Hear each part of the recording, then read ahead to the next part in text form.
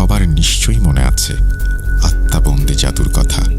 হ্যাঁ, আজকে আমরা নিয়ে এসেছি আত্মাবন্দী জাদুর দ্বিতীয় পর্ব। কিরে ভাই, চলুন ফার্স্ট পার্টি কি ছিল? না বাড়িয়ে কখন গেল? ভয়ের রাজ্যে হারাতে গিয়ে পথ হারিয়ে ফেলছেন না তো? জি হ্যাঁ, সবার সাথে আপডেটেড থাকতে এক্ষুনি সাবস্ক্রাইব করে নিন আর ঘন্টা বাজিয়ে দিন।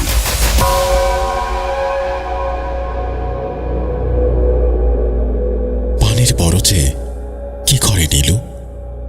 মৃত্যুর পরও কি মানুষ ফিরে আসে? নীলুর যে পৃথিবী, সেখান থেকে কি ফিরে আসা যায়? এত রাতে এই পথে সে কার অপেক্ষায়? পড়তে শুরু করলাম সিনথিয়ার ডায়েরি। হোটেলের রুমে পর্দার আড়ালে দাঁড়িয়ে আছে কেউ। পানির বরজ থেকে শহরের ঝলমলে রাস্তায়, গলির রিকশায় ঘুরে বেড়াচ্ছে ছায়া মানুষেরা। তাদের কেউ কেউ আমাদের অজান্তেই হয়ে ওঠে মৃত্যুদূত।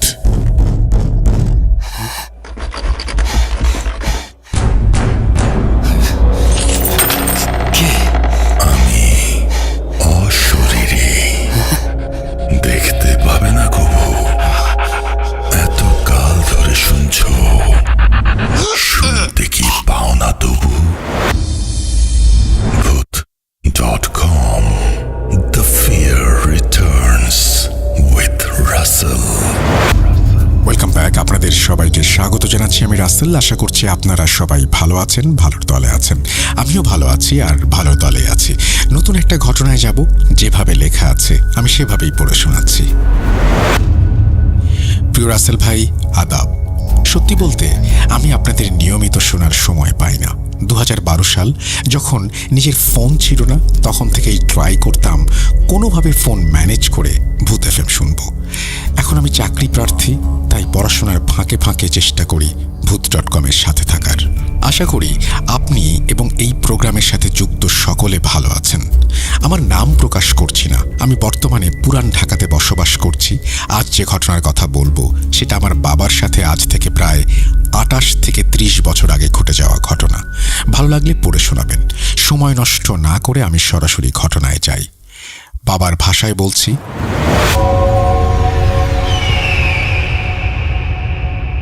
আমার নাম রতন, ছদ্মনাম। বাড়ি যশোরের প্রত্যন্ত এক গ্রামে। ঘটনা যখন ঘটে আমি শহরের এক পলিটেকনিক্যালে পড়তাম আর ছুটিতে বাড়ি যেতাম। একবার গ্রামে একটা সংকট দেখা দিল।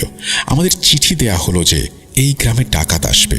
যারা জানেন না তাদের সুবিধার্থে বলি, অনেক আগে আমাদের দিকে এই প্রচলন ছিল যে ডাকাত বা ঘরে ঘরে চোরের আনাগোনা হলে তারা আগেই চিঠি দিত। এটা এক ধরনের ওপেন চ্যালেঞ্জও বলা যায়, যেখানে প্রশাসন নিশ্চুপ থাকত। এই পরিস্থিতিতে সাধারণত গ্রামবাসীরা সবাই মিলে একটা সমাধান বের করত। আমাদের গ্রামেও সেটাই হলো। সমাধান স্বরূপ বলা হলো, যত যুবক ছেলে আছে তারা প্রতি রাতে ছোট ছোট দল বেঁধে লাঠি, রামদা আরও যা যা অস্ত্র আছে সবকিছু নিয়ে টহল বা পাহারা দেবে। আমি যেহেতু শহরে থাকি, তাই আমি শুধু ছুটির দিনে বাড়ি যেয়ে পাহারা দিতাম। তো যেদিনের কথা বলছি, সেইবার আমি বাড়িতে এসেছি একটু লেটে, মানে প্রায় 15 দিন পর। এসে তো আমি অনেক এক্সাইটেড। রাতের খাবার খেয়েই আমার বাবার রেখে যাওয়া লোহার রড, একটা রামদা এবং নিজের কাস্টমাইজড একটা পাওয়ারফুল টর্চ লাইট নিয়ে বেরিয়ে পড়লাম। বলতে একটু লজ্জা লাগলেও বলি, এই এক্সাইটমেন্টের কারণ ছিল যারা পাহারা দিত তারা সাধারণত কয়েক প্যাকেট বিড়ি বা সিগারেট সাথে রাখত। এখন না খেলেও তখন উঠতি যুবক খুব আগ্রহ করে সেসব খেতাম আর কি। তো এই নেশা আর আড্ডাটাই আমার আসল চাওয়া। স্বাভাবিকভাবেই তখন আমাদের গ্রামে অনেক বেশি বাঁশঝাড়, জঙ্গল আর পানির বরজ ছিল। আমি হাঁটতে হাঁটতে কাছাকাছি পাহারার পয়েন্টে, মানে যেখানে পাহারা দিয়ে এসে সবাই জড়ো হবে, সেখানে যাই। গিয়ে দেখি কেউ নেই। ভাবলাম হয়তো পরের পয়েন্টে বাকিদের সাথে সবাই আড্ডা দিচ্ছে। যথারীতি আমি তাই পরের পয়েন্টে গেলাম। ওমা, এখানেও কেউ নেই। গেল কোথায় সব? একবার ভাবলাম ফিরে আসি, যেহেতু রাত হয়েছে, আনুমানিক 10টা তো বাজেই। তখন 10টা মানে অনেক রাত আমাদের জন্য। তবুও ওই বিড়ির নেশা আমাকে টানতে থাকলো। ভাবলাম আরও কতটা হেঁটে দেখি। কাছে তো 2 হাত সমান দা আর লাইট আছেই। বলে রাখি, আমি বরাবরই একটু সাহস ছিলাম ছোট থেকেই। তো যা হয় আর কি, নিজের পণে এগিয়ে যেতে যেতে কয়েকটা বাঁশঝাড় আর বরজ পেরিয়ে এসে একটা ফাঁকা জায়গায় এসে দাঁড়ালাম। কিন্তু এখনো কারো দেখা নেই। এবার আমার একটু গা ছমছম করে উঠল। আমার ডান সাইডে একটু দূরে যে বরজ, সেটা একটা জমি অপেক্ষায় 1 মিটার নিচু জমিতে। এই জমির বাউন্ডারিতে একটা বড় গাছ আছে, যার ডালপালা উভয় দিকেই বর্ধিত। তো এই বরজের যারা মালিক, তারা তখন আমাদের গ্রামের এক ঘরে করে দেয়া পরিবার ছিল। মানে তাদের কোনো কার্যক্রম গ্রামের নিয়মের বাইরে যাওয়ার কারণে গ্রামের কেউ তাদের সাথে মিশত না। এটা আমি ছোটবেলা থেকেই দেখে আসছি। তাদের পরিবারে আমার চেয়ে একটু বড় 2 ভাই আছে, রূপু আর নীলু, যাদের চিনি কিন্তু কথা বলি না আর কি। তো এদিক ওদিক কাউকে না দেখে ওই এক ঘরে করে দেয়া পরিবারের বরজের দিকে লাইট ধরি। দেখি 2 ভাইয়ের ছোট ভাই নীলু সেই গাছের নিচে বসে আছে। বুঝলাম সে বরজ পাহারা দিচ্ছে। তো তার গায়ে সাধারণ কাপড় আর গলায় লাল রঙের গামছা। আমার দিকে পিঠ দিয়ে বসে আছে, মাথাটা নিচের দিকে ঝুঁকিয়ে কিছু একটা করছে। আমার লাইটের আলো পড়ায় সে সেই গাছের গোড়া থেকে লাফ দিয়ে নিজের জমিতে চলে গেল। জমিটা বেশ নিচু হওয়ায় তাকে আর দেখতে পেলাম না। যাই হোক, তাকে দেখে একটু সাহস পেলাম। কথা বলি না বলি, পরিচিত কেউ তো। এবার আর আমার সেখানে একা দাঁড়াতে ইচ্ছে করল না। আমি পেছন ফিরে আসতে থাকলাম। ফাঁকা জায়গা পেরিয়ে একটা বরজের ডান সাইডের রাস্তা দিয়ে হাঁটছি। হঠাৎ শব্দ শুনলাম। আমার পেরিয়ে আসা বরজের অংশে কেউ বেঁধে রাখা কঞ্চিতে কোপ দিচ্ছে আর টেনে টেনে কঞ্চিগুলো বের করে ফেলছে। আপনারা জানেন যে বরজে পানের গাছগুলোতে এই কঞ্চি জড়িয়েই পানগুলো বেড়ে ওঠে, আর চোর চুরি করলে ওই বেঁধে রাখা কঞ্চি কেটে পানগুলো চুরি করে নিয়ে যায়।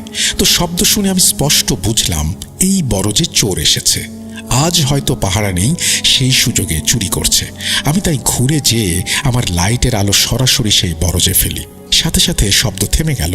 একটু দেখার চেষ্টা করি, কিন্তু কোথাও কোনো কঞ্চির মাথা বা হেলানো কঞ্চি কিছুই চোখে পড়ে না। যেন কিছুই হয়নি, হয়তো ভুল শুনছি ভেবে সামনে এগোতে থাকি। আবারও 2 পা যেতেই একই শব্দ, কিন্তু লাইট ধরলে কিচ্ছু নেই। আমি যত সামনে যাই, কেউ যেন কোপ দিয়ে কঞ্চি কাটতে কাটতে পাশের বরজ দিয়ে এগোচ্ছে। সে আমার চলার সাথেই কিছুটা দূরত্ব বজায় রেখে সমান স্পিডে পার হচ্ছে বরজের মধ্য দিয়ে। এবার আমি একটু ঘাবড়ে যাই। মনে মনে ভাবতে থাকি, এটা নিশ্চিত চোরের কাজ, কিন্তু একা ভেতরে যাওয়াটা ঠিক হবে না। কিন্তু লাইট ধরলে কোথাও বরজ নড়ছে না, কোথাও কাটা কিছুও দেখছি না, মানুষও তো দেখছি না। কি করে হচ্ছে তাহলে? তাও একটু সাহস পাই এই ভেবে যে নীলুদা তো পিছনের বরজেই আছে পাহারায়, কিছু হলে অন্তত ডাক দেয়া যাবে। বরজটা কোনোভাবে পার হয়ে এসে বাঁশঝাড়ের কাছে আসি। এবার আমার সামনে বাঁশঝাড়, যেটা বরজের উল্টো দিকে পড়ে, সেই বাঁশঝাড়েও একই শব্দ। কেউ যেন কোনো বাঁশের গোড়ায় কোপ দিচ্ছে আর বাঁশ ফেলে দিচ্ছে। আমি এবার ভাবলাম, এখন আবার বাঁশঝাড়ে চোর আসলো নাকি ভেবে এবার ঝাড়ের দিকে আলো ধরলাম। যথারীতি এবারও কোথাও কোনো নড়াচড়া শব্দ কিচ্ছু নেই। প্রতিটি শব্দই আমার থেকে 50 থেকে 60 গজে দূরে হচ্ছে, আর লাইট ধরলে সব ঠান্ডা।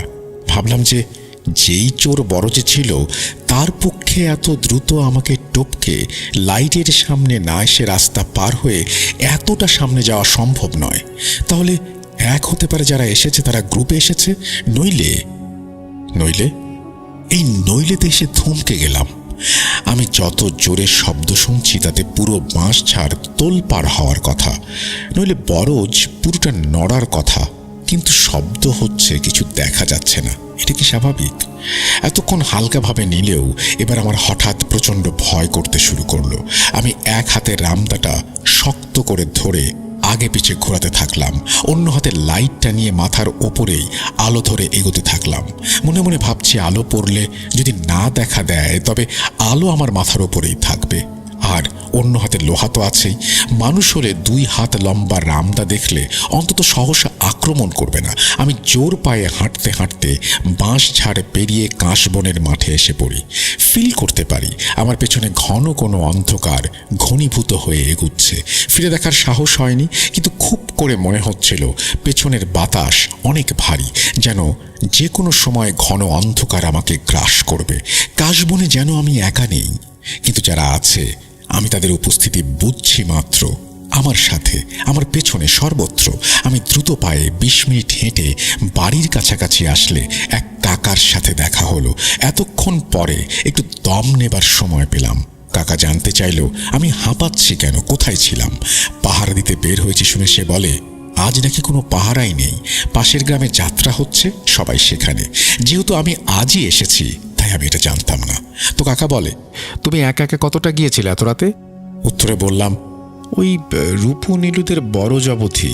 নীলুদা একাই বসেছিল বড় গাছটার নিচে, সে চলে গেলে আমিও চলে এসেছি। কি বলছো কি? নীলু বসেছিল? কিভাবে? সে তো বরজের পাশের ওই বড় গাছটাতেই 1 সপ্তাহ আগে গলায় দড়ি দিয়ে মারা গেছে। দড়ি ঠিক না, ওর যে ওই লাল গামছাটা আছে, ওই সেটা দিয়েই ফাঁস দিয়েছিল। আমি থমকে যাই। এক ঘরে করা পরিবার, তাই নীলুদার মৃত্যু নিয়ে কারও কোনো মাথা ব্যথা নেই, যার জন্য আমাকেও কেউ জানায়নি। তাহলে তাহলে সে কে ছিল? ছোট থেকে দেখে আসা নীলুদাকে তো ভুল দেখার সম্ভাবনা নেই। অতঃপর সেই কাকা আমাকে সাথে করে বাড়ি নিয়ে আসেন। পরের দিনই আমি আবার শহরে চলে যাই। এটাই ছিল আমার বাবার জীবনে ঘটে যাওয়া সত্য ঘটনা। আমি মিনিমাম 10 বার এই ঘটনা শুনেছি, আর প্রতিবারই সেই রাতের অন্ধকারে নিজেকে একা একা কল্পনা করে শিহরিত হয়েছি। আপনাদের কতটা ভয় লাগবে জানি না, আমি গুছিয়ে লিখতেও পারি না। আসলে যা সত্য, বিশ্বাস করলেও সত্য, না করলেও সত্য। আর অনেক ঘটনা আছে, যদি আপনাদের এটা ভালো লাগে আমি লিখে পাঠাবো। ধন্যবাদ ঘটনাটি পড়ে শোনানোর জন্য। আমার নাম্বার দিয়ে রাখছি, যদি ঘটনাটি সিলেক্টেড হয় মেসেজ দিয়ে রাখবেন। আমার জন্য সকলে দোয়া করবেন। আদাব। এই বলেই তিনি তার নাম, ঠিকানা সবকিছুই দিয়েছেন। আপনাকে অসংখ্য ধন্যবাদ আমাদের সাথে ঘটনাটি শেয়ার করার জন্য। আপনি চমৎকার লিখেছেন। আপনার পাঠানো এই ঘটনাটি পড়ার সময় আমিও সত্যি হারিয়ে গিয়েছিলাম সেই পানের বরজে, বাঁশঝাড়ের আশেপাশে। আর একটা কথা খুব ভালো লাগলো, আপনি বলছেন যে যা সত্য বিশ্বাস করলেও সত্য, না করলেও সত্য। চমৎকার বলেছেন, এভাবে আসলে ভেবে দেখিনি কখনো। Thank you so much. আপনার পরবর্তী ঘটনার অপেক্ষায় থাকলাম। আপনাকে অসংখ্য ধন্যবাদ আমাদেরকে এই চমৎকার ঘটনাটি পাঠানোর জন্য। আশা করছি ভবিষ্যতেও পাঠাবেন। যারা শুনছিলেন তাদেরকেও ধন্যবাদ। এবং যদি এই ঘটনাটি ভালো লাগে তাহলে আমাদের ইউটিউব চ্যানেলটি আপনারা শেয়ার করবেন আপনাদের কাছের মানুষের সঙ্গে, বন্ধুদের সঙ্গে, এবং আমাদেরকে ইমেল করতে ভুলবেন না যদি ঘটনা পাঠাতে চান। আমাদের ইমেল অ্যাড্রেস russell.booth.com@gmail.com। আপনার নাম, ঠিকানা এবং ফোন নাম্বার সহ আপনার জীবনে ঘটে যাওয়া বা আপনার জানা সেরা ঘটনা লিখে পাঠিয়ে দিন আমাদের কাছে। ঘটনার শুরুতে অবশ্যই উল্লেখ করুন ঘটনাটি আপনি স্টুডিওতে এসে শেয়ার করতে চান, নাকি আপনি চান আপনার ঘটনা আমরা পড়ে শোনাই। যারা দেশের বাইরে রয়েছেন তারা সরাসরি অডিও ক্লিপ পাঠাতে পারেন বা লিখেও পাঠাতে পারেন ঘটনা। আর আমাদের ইউটিউব চ্যানেলটি সাবস্ক্রাইব করুন এবং অবশ্যই বেল আইকনটি ক্লিক করতে ভুলবেন না, to get all the notifications. আমরা চলে যাব আমাদের পরবর্তী ঘটনায়।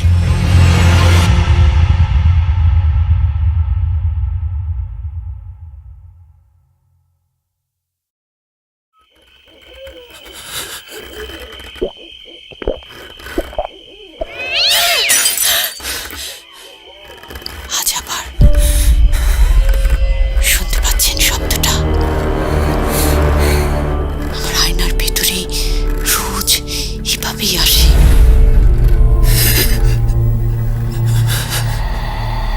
Booth.com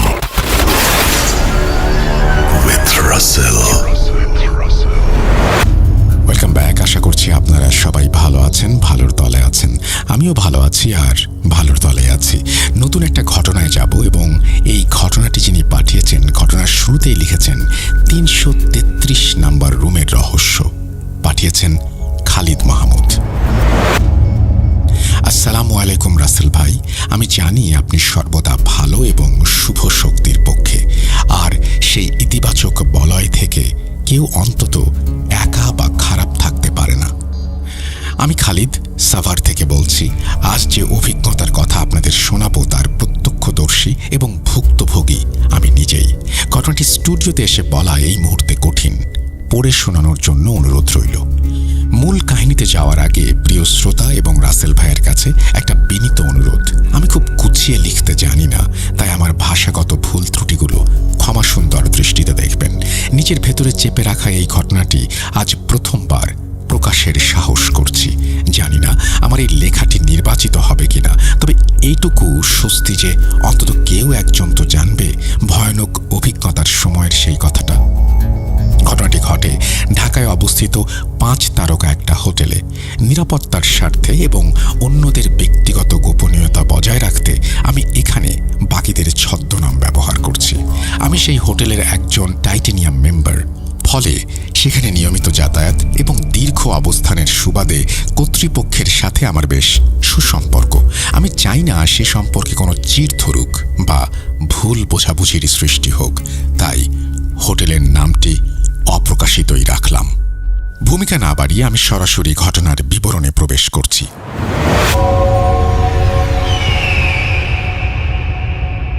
টানা 3য় দিনের মতো ঘুম নেই। ফজরের আজান শুনে অনেক সময় পেরিয়ে গেছে, অথচ চোখের পাতা এক করা হয়নি। শীতের প্রকোপ ভালোভাবে অনুভূত হচ্ছে, শরীরে একটা অদ্ভুত ক্লান্তি।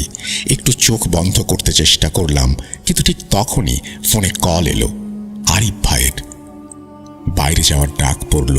ফ্রেশ হয়ে নাস্তা সেরে তাড়াহুড়ো করে চলে গেলাম ঢাকার একটি 5 তারকা হোটেলে, যেখানে আমার রুটিন অনুযায়ী নিয়মিত যাতায়াত।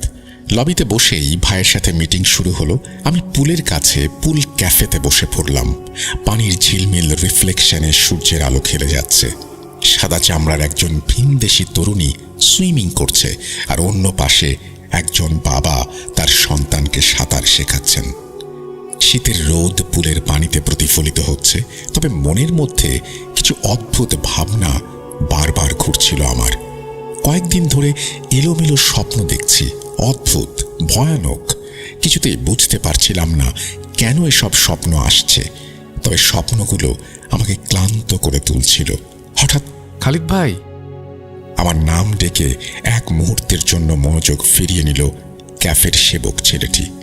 এখানে এলে নিয়মিতই আমার খোঁজ খবর নেয়। কেমন আছেন আপনি? হাসি মুখে জিজ্ঞেস করলো। তার হাসি দেখে মনটা ভালো হয়ে গেল। কিছু সময় তার সাথে গল্প করলাম। তারপর আরিফ ভাই এলে ক্লায়েন্টদের নিয়ে মিটিংয়ে বসলাম। মিটিং শেষ হতে হতে সন্ধ্যা হয়ে এলো। ক্লায়েন্টদের বিদায় দিয়ে আরিফ ভাইয়ের সাথে বসে শেষ পর্যন্ত সিদ্ধান্ত নিলাম আজ রাতে হোটেলেই থাকবো। 333 নম্বর রুম দেয়া হলো আমাকে। রাতের খাবার শেষ করে আরিফ ভাইকে বিদায় দিয়ে রুমে ফিরলাম। শহরের ব্যস্ততা থেকে দূরে কোথাও মনের ভেতরে এক গভীর বিষণ্ণতা দানা বাঁধছিল। গান শুনতে শুনতে কখন যে ক্লান্তিতে চোখ জোড়া লেগে গিয়েছিল টের পাইনি। হঠাৎ গভীর রাতে ঘুমটা ভেঙে গেল। চোখ খুলতেই দেখি পুরো ঘর ঘুটঘুটে অন্ধকার, অথচ আমার স্পষ্ট মনে আছে আমি লাইট নেভাইনি। ভাবলাম হয়তো ঘুমের ঘোরে আমিই বন্ধ করেছি, কিন্তু শীতের রাতে এসি চললেও আমার শরীর ঘামে ভিজে একাকার হয়ে যাচ্ছিল।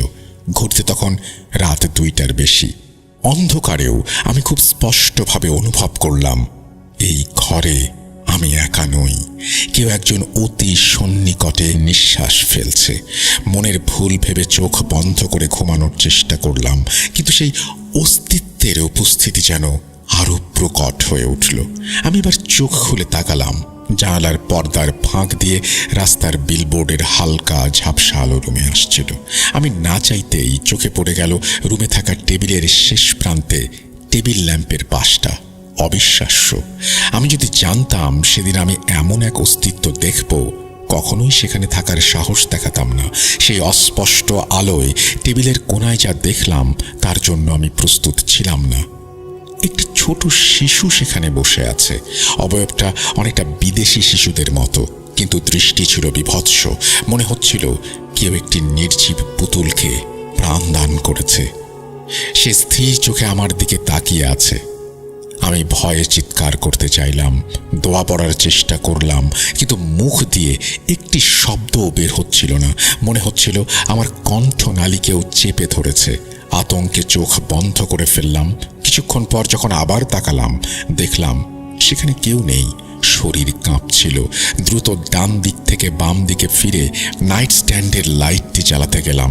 ঠিক সেই মুহূর্তে দেখলাম পাশের সাইড টেবিলের ওপর দাঁড়িয়ে আছে এক কুৎসিত অবয়ব। একটি একটি মানুষের ছায়া মাত্র। এবার আমার বুঝতে বাকি রইল না যে খুব অশুভ কিছু আমার সাথে ঘটছে। মনে মনে সৃষ্টিকর্তাকে স্মরণ করতে লাগলাম, দোয়া পড়লাম। এক মুহূর্তের ব্যবধানে সব কিছু স্বাভাবিক হয়ে গেল। প্রচণ্ড তৃষ্ণায় এক নিঃশ্বাসে 1 বোতল পানি পান করলাম। প্যারানর্মাল বিষয়গুলো আমার কাছে নতুন নয়, কিন্তু এমন অভিজ্ঞতা আগে কখনো হয়নি। তারপরে সবকিছু ঠিকঠাক লাগছিল না। সবকিছু স্বপ্ন ছিল নাকি বাস্তব ভাবতে ভাবতে শুনলাম বাইরে এক রুম থেকে লন্ড্রিম্যানের আওয়াজ আসছে। পর্দা সরিয়ে দেখলাম বেলা হয়ে গেছে, সূর্যের রশ্মি রুমে ঢুকেছে। ঘটনা এখানেই শেষ হলে পারত। ভেবে নিতাম হয়তো দেখার ভুল বা ডিপ্রেশনের কোনো কিছু কারণে এলোমেলো দেখে ফেলেছি।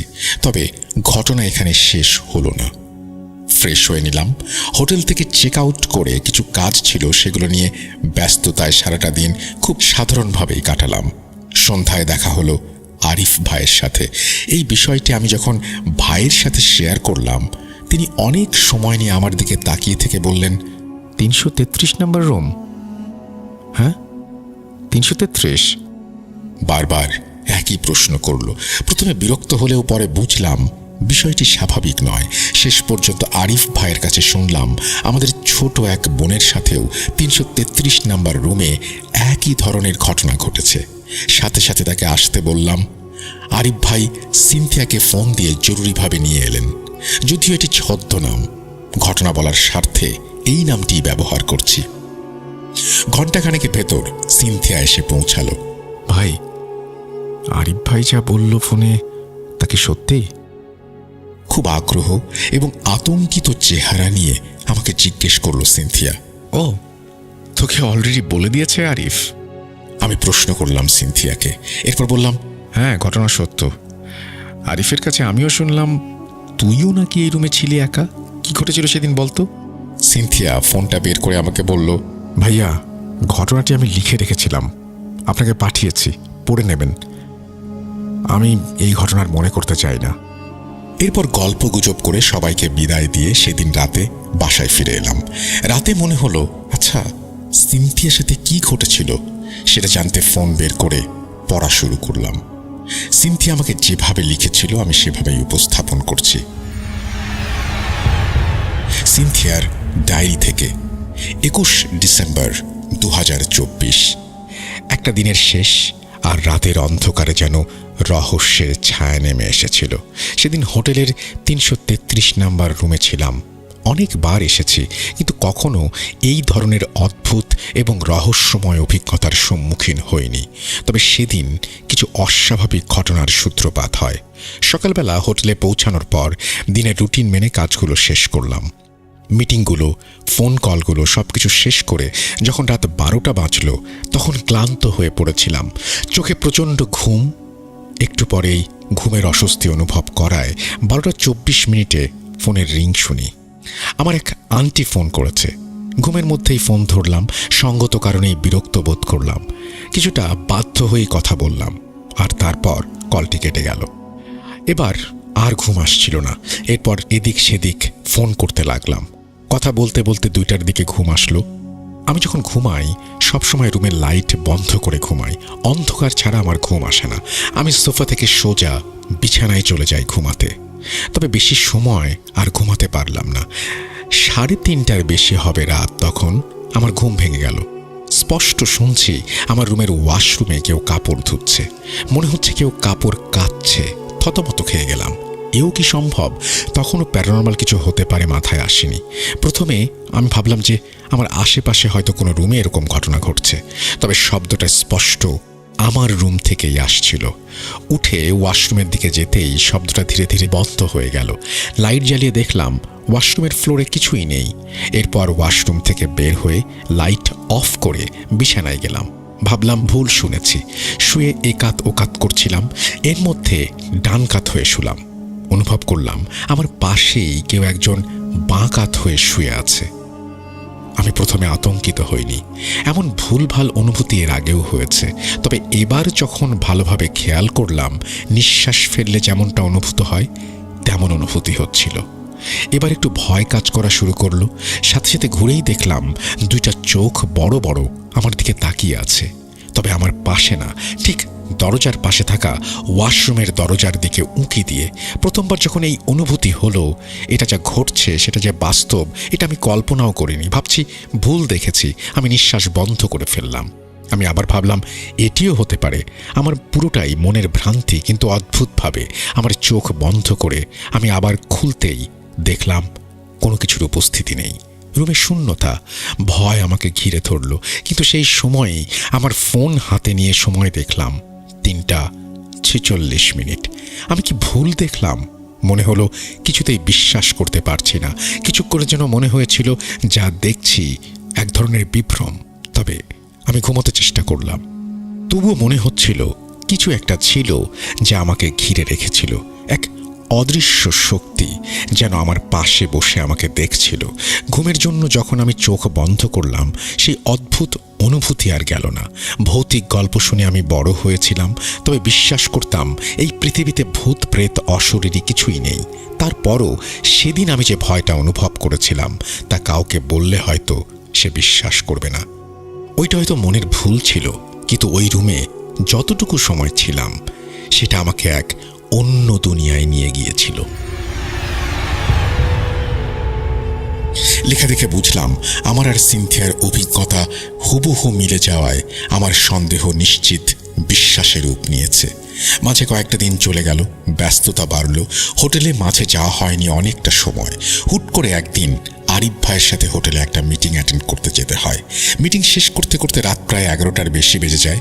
এদিকে সকাল 7টার ভেতর ঢাকার আরেকটি জায়গায় যেতে হবে। সব কিছু চিন্তা করে আমি আর আরিফ ভাই চিন্তা করলাম আজকে রাতে হোটেলেই থাকবো। দুজনে রুম বুক দেওয়ার জন্য রিসিপশনের দিকে এগোলাম। পৌঁছে দেখলাম আমাদের পরিচিত একটা লোক সেখানে রিসিপশনে আছেন, এখানকার পুরাতন স্টাফ। রেগুলার যাতায়াতের কারণে তার সাথেও ভালো সম্পর্ক গড়ে উঠেছে। সে রুম বুক দিতে এবং কার্ড রেডি করতে থাকে। এদিকে আরিফ বলে, আপনার সাথে কি আসলেই সেদিন ওই ঘটনাটা ঘটেছে? আমার কেন যেন বিশ্বাস হয় না এই জায়গার মতো একটা স্থানে এরকম ঘটনা ঘটতে পারে।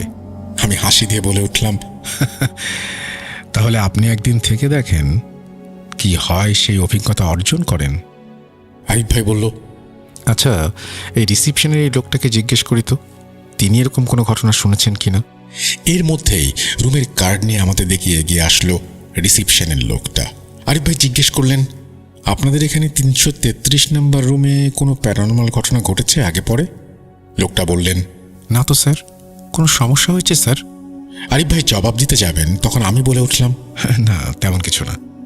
রিসিপশনের লোকটা এবার আমার দিকে একবার তাকাচ্ছেন, আবার পাশে থাকা তার কার্ডের দিকে তাকাচ্ছেন। আরিফ ভাই কার্ডটা হাতে নিয়ে দেখলেন 333 নম্বর রুমের কার্ড। আমাকেও দেখালেন। দেখার সাথে সাথে বুকের মধ্যে ঝিলিক দিয়ে উঠল। আরিফ ভাই কিছুটা চ্যালেঞ্জের সুরেই বললেন, চলেন তো আজ দেখি কি হয়।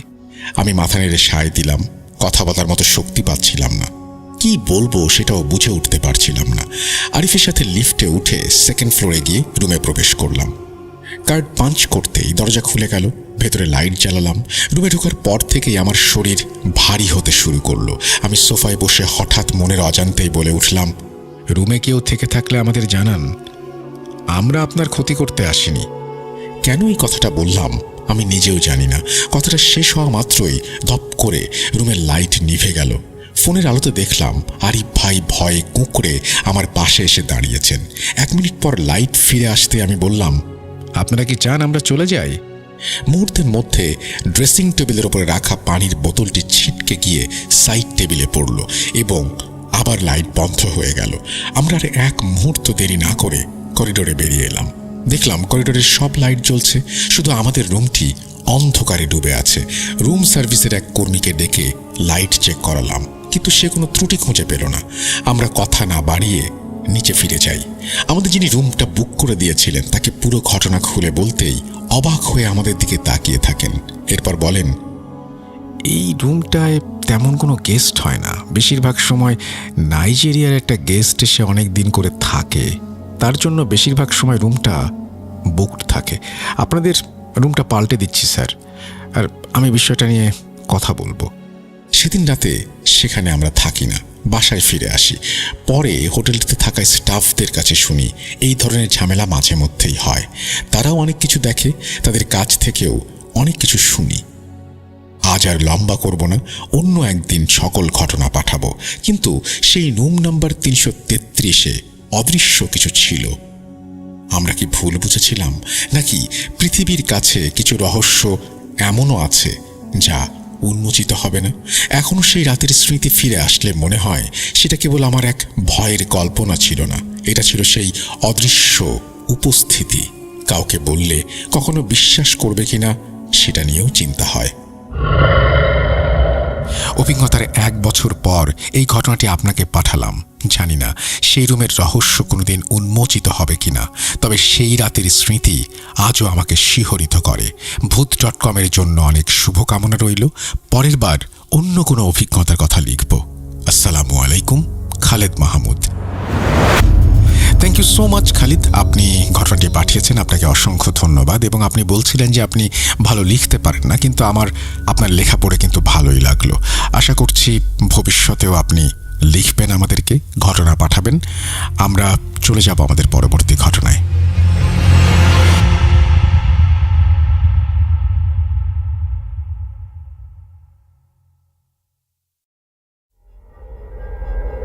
Spirit, be here with me.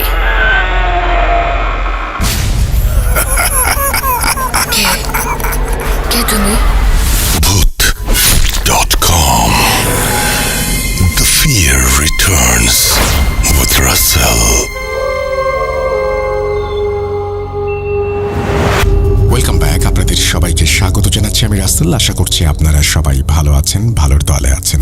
আমিও ভালো আছি, ভালোর দলে আছি। একটা ঘটনা পেয়েছি সুদূর মালদ্বীপ থেকে। চলুন কথা না বাড়িয়ে শুরু করা যাক। আসসালামু আলাইকুম ভাই, কেমন আছেন জানতে চাইলাম না। আশা করি আপনি ভালোর দলে। আলহামদুলিল্লাহ, আমিও ভালোর দলে। আজকে আমি যে ঘটনাটি শেয়ার করতে যাচ্ছি, এই ঘটনাটি আমার সাথে ঘটা নয়, আমার পরিচিত এক ভাইয়ের কাছ থেকে শোনা। আমি আর কথা না বাড়িয়ে আমার ঘটনায় যাচ্ছি। আমি ইয়াকুব ফকির, 5 রুখি 2500 নারায়ণগঞ্জ, বাংলাদেশ। বর্তমান লোকেশন মালদ্বীপ। আমি প্রায় প্রতি রাতেই ভূত.com-এর এপিসোড শুনতে শুনতে ঘুমিয়ে পড়ি। মুহিব ভাই আমার রুমমেট, তিনি আমাকে জিজ্ঞাসা করেন কি শুনছি। ভূত.com শুনি, মানে ভৌতিক ঘটনা শুনি, তাকে জানাই। আমার মুখ থেকে ভূতের কথা শুনে মুহিব ভাইয়ের মুখটা কেমন যেন ফ্যাকাশে হয়ে যায়। আমি কিছুটা আগ্রহী হয়ে জিজ্ঞাসা করি, আচ্ছা মুহিব ভাই, আপনার কাছে কোনো ভৌতিক ঘটনা আছে? আপনার সাথে কি ঘটেছে কিছু? তখন তিনি আমাকে যে ঘটনাটি বলেন, মুহিব ভাইয়ের বাসা কলকাতার কোনো একটি গ্রামে। তিনি আমাকে গ্রামের ভাষায় ঘটনাটি বলেছেন, তাই আমিও তার মতো করে লেখার চেষ্টা করছি। ভুল ত্রুটি ক্ষমা সুন্দর দৃষ্টিতে দেখবেন। বলছেন মুহিব ভাই, দিনটি ছিল বৃহস্পতিবার। সেদিন আমার বন্ধু তুহিনের জন্মদিন। জন্মদিনের পার্টিটি হয় রয়্যাল ক্লাবে। তো পার্টি শেষ হতে হতে রাত 12টা বেজে যায়। পার্টিটা হয়েছিল চক্রায়, তাই পার্টি শেষ করে আমার বাড়ির উদ্দেশ্যে রওনা দিতে ট্রেন ধরতে হবে। গাড়ি দিয়েও যাওয়া যায়, তবে এত রাতে গাড়ি দিয়ে যেতে হলে ভাড়া অনেক বেশি পড়বে বলে ভাবলাম ট্রেনে করে চলে যাই। আমি 12:15 ট্রেনে চড়ে বসি। আমার স্টেশনটা বারহাট্টা। তো 1টার সময় একটি স্টেশনে এসে থামি। আমি কোনো কিছু চিন্তা না করে নেমে পড়ি। স্টেশনে পা রাখলাম, চারপাশে তাকিয়ে দেখলাম, ওহ, আমি একটা ভুল করে ফেলেছি। আমি ভুল করে বারহাট্টা স্টেশনে না নেমে ঠাকুরকোনা স্টেশনে নেমে পড়েছি। ইতিমধ্যে ট্রেন তার গন্তব্যে রওনা দেয়। কি একটা ঝামেলায় পড়লাম। আশেপাশে তেমন কেউ নেই। যারা ট্রেন থেকে নেমেছিল তাদের মধ্যে আমার মতো 2-1 বাদে সবাই তাদের নিজেদের গন্তব্যে চলে গেছে। আমি স্টেশনেই পায়চারি করতে লাগলাম। ভীষণ বিরক্তিকর একটা অবস্থা। একে তো ভুল স্টেশনে নামলাম, তার উপর আবার রাতও বেশ হয়েছে। আশেপাশে গাড়ি পাওয়া যায় কিনা সন্দেহ। ঘড়ির দিকে তাকিয়ে দেখলাম 1:08। আশ্চর্য, কিছুক্ষণ আগেই না দেখলাম 12টা। এত তাড়াতাড়ি 1টা বেজে গেল কি করে? বেশ অবাকই হলাম বটে। তবে ব্যাপারটা নিয়ে আর মাথা না ঘামিয়ে সামনের দিকে হাঁটা শুরু করলাম। এত রাতে কে আমার জন্য গাড়ি নিয়ে দাঁড়িয়ে থাকবে, এই চিন্তা করতে করতে আস্তে আস্তে হেঁটে হেঁটে গাড়ির খোঁজ করতে লাগলাম। ফোনটাও বন্ধ। বাড়িতে যে একটা ফোন করব তারও কোনো উপায় নেই। হঠাৎ দূর কুয়াশার মধ্যে একটা রিক্সা দেখতে পেলাম। কিছু দূর এগিয়ে যেতেই দেখি একজন বয়স্ক লোক গায়ে সাদা রঙের চাদর পরিহিত অবস্থায় রিক্সা নিয়ে দাঁড়িয়ে আছে। কাছে গিয়ে জিজ্ঞেস করলাম, চাচা, বারহাট্টা যাবেন? লোকটা কোনো কথা বলল না। ভারী অদ্ভুত লোক তো। জিজ্ঞেস করলাম, যাবেন কি না? কথাই বলছে না। আমি বললাম, কি চাচা, বারহাট্টা যাবেন? হা হা, জামু জামু, তাড়াতাড়ি উঠেন। আজব, যাওয়ার কথা বললাম, এখন তাড়াতাড়ি করার কথা বলছে। যা হোক, মাথা না ঘামিয়ে তাড়াতাড়ি রিকশায় উঠে পড়লাম। রিকশা আপন গতিতে চলছে। খেয়াল করলাম রিকশায় ওঠার পর থেকে লোকটার কোনো সাড়া শব্দ নেই। এক মনে রিকশা চালাচ্ছে। হঠাৎ রিকশা দ্রুত গতিতে চালাতে শুরু করলো লোকটা। আমি বিরক্ত হয়ে বললাম, আরে আস্তে চালান চাচা, কি হচ্ছে? অ্যাক্সিডেন্ট হবে তো, তাড়াহুড়ার কিছু নেই। লোকটা আমার কথার কোনো জবাব না দিয়ে একইভাবে চালাতে লাগলো। আমার একটু রাগই হলো। বললাম, কি চাচা, আপনাকে না বললাম আস্তে চালাতে, এত তাড়াহুড়া করছেন কেন? আরে হেনে যে পৌঁছায় দিতে হইব। কোথায়? এবারও কথার জবাব দিল না। এবার আমি খানিকটা ঘাবড়ে গেলাম। শুরু থেকেই লোকটার আচরণ কেমন অদ্ভুত, রহস্যময় লাগছে। তার উপর আবার বলছে কোথায় পৌঁছে দেওয়ার কথা। হঠাৎ এর মাঝেই খেয়াল করলাম, এটা তো বারহাট্টা যাওয়ার পথ না। এই অদ্ভুত লোকটি তো আমাকে অন্য একটা অচেনা রাস্তা দিয়ে নিয়ে যাচ্ছে। এবার ভয়ের মাত্রাটা বাড়ল। আমি তোতলানো স্বরে লোকটাকে বললাম, চাচা, আপনি আমাকে কোথায় নিয়ে যাচ্ছেন বলেন তো? এটা তো বারহাট্টা যাওয়ার পথ নয়। লোকটা এটা বিশ্রী হেসে বলল, বাপ, জেনে যাইলে তুমি ফিরে আইতা না, সেখানেই নিয়ে যাইতেছি। আমি ভীষণ ভয় পেলাম। সাহস সঞ্চয় করে বললাম, গাড়ি থামান, থামান বলছি। কে আপনি? আর আমাকে কোথায় নিয়ে যাচ্ছেন? হঠাৎ রিকশাটা থেমে গেল। চারপাশে তাকিয়ে দেখলাম কুয়াশা ছাড়া কিছু নেই। পাশে তাকাতেই ভয় পেয়ে যাই। দেখলাম রিকশাটা একটা নির্জন জায়গায় থেমেছে এবং রাস্তার পাশে কবরস্থান। আমি কিছু বলার জন্য ওই লোকটার দিকে তাকাতেই আরো বড়সড় একটা ধাক্কা খেলাম। রিকশাওয়ালা লোকটা নেই। চারপাশে চোখ বুলিয়েও কোথাও তাকে দেখতে পেলাম না। আমি রিকশা থেকে নেমে পড়লাম। যেদিক দিয়ে এসেছি ওই দিকের রাস্তা ধরে দ্রুত হাঁটা শুরু করলাম। জীবনে যত দোয়া কালাম জানতাম সব পড়া শুরু করলাম।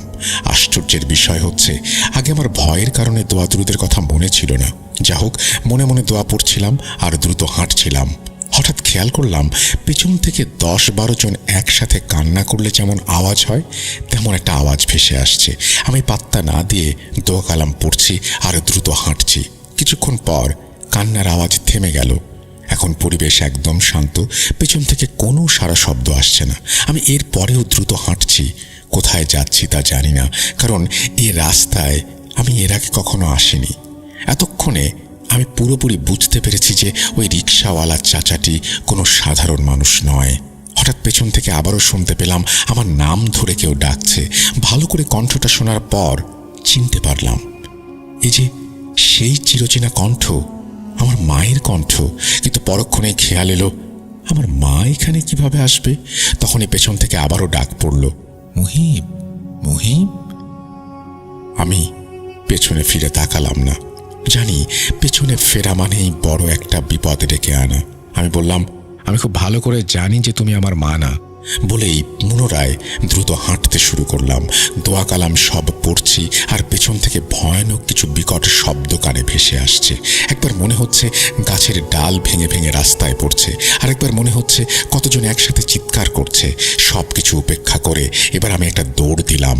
তবে আশ্চর্যের বিষয় হচ্ছে, অনেকক্ষণ দৌড়ানোর পরও দৌড়াতে দৌড়াতে ঠিক একই জায়গায় বারবার আসছি, অর্থাৎ ওই কবরস্থানের কাছে। আমি তবুও দৌড়াচ্ছি। এক সময় দৌড়াতে দৌড়াতে ক্লান্ত হয়ে পড়লাম। শরীরে মনে হচ্ছিল আর শক্তি নেই। তবুও আস্তে আস্তে হাঁটছি। অন্ধকারে ঘড়ির দিকে তাকিয়ে দেখি রাত প্রায় শেষ হতে চলেছে। একটু স্বস্তির নিঃশ্বাস ফেললাম, যেহেতু সকাল হতে আর তেমন দেরি নেই। কিন্তু পরক্ষণেই সেই স্বস্তি আর থাকলো না। রাত তো শেষ হয়ে যাচ্ছে প্রায়, তাহলে এখন একটু একটু সূর্যের দেখা পাওয়ার কথা। কিন্তু এখানে সেই মধ্যরাতের মতোই ভয়ানক অন্ধকার। এ কোন জগতে ঢুকে পড়লাম আমি? এখান থেকে বের হওয়ার উপায় কি? এর সাথেই পেছন থেকে আবারও মায়ের কণ্ঠ ভেসে আসলো, দৌড়িয়ে লাভ নাই বাজান, আজ ধরে মরতে হবেই। বলার সাথে সাথে পেছন থেকে আবারও অনেক জনের একত্রে হাসির শব্দ শোনা গেল। আমি আবারও দৌড় শুরু করলাম এবং দোয়া কালাম সব পড়তে লাগলাম। আজ হয় আল্লাহর রহমতে বাঁচবো নয় মরবো। দৌড়ানোর মতো শক্তি আমার আর নেই, তবুও যতটুকু পারছি প্রাণপণে দৌড়ানোর চেষ্টা করছি। হঠাৎ করেই ওই রিক্সাওয়ালা আমার সামনে আসে। রিক্সাওয়ালা আমার সামনে আসলে আমি তার চেহারাটা স্পষ্ট দেখতে পেলাম। তার চেহারাটা ছিল আগুনে ঝলসে যাওয়ার মতো। তার চোখগুলো কোটর থেকে বেরিয়ে এসেছে, লাল বর্ণ সেই চোখ, দেখতে কুচকুচে কালো, আর কি বিশ্রী সেই হাসি। ছোটবেলা থেকেই আমি বেশ সাহসী, কিন্তু বাজি ধরে বলতে পারি যে কোনো ব্যক্তি এই চেহারা দেখে ভয় পাবে। কি দেখছি, কেনই বা দেখছি, আমি আর নিতে পারছি না। আমি জ্ঞান হারাই। সকালে জ্ঞান ফেরার পর নিজেকে একটি ঘরের বিছানায় আবিষ্কার করলাম। বুঝলাম আমি আমার রুমে। বিছানার পাশে বেশ মানুষের ভিড়। তার মাঝেই মা কাঁদতে কাঁদতে বললেন, সারা রাত কই আসিলি বাজান?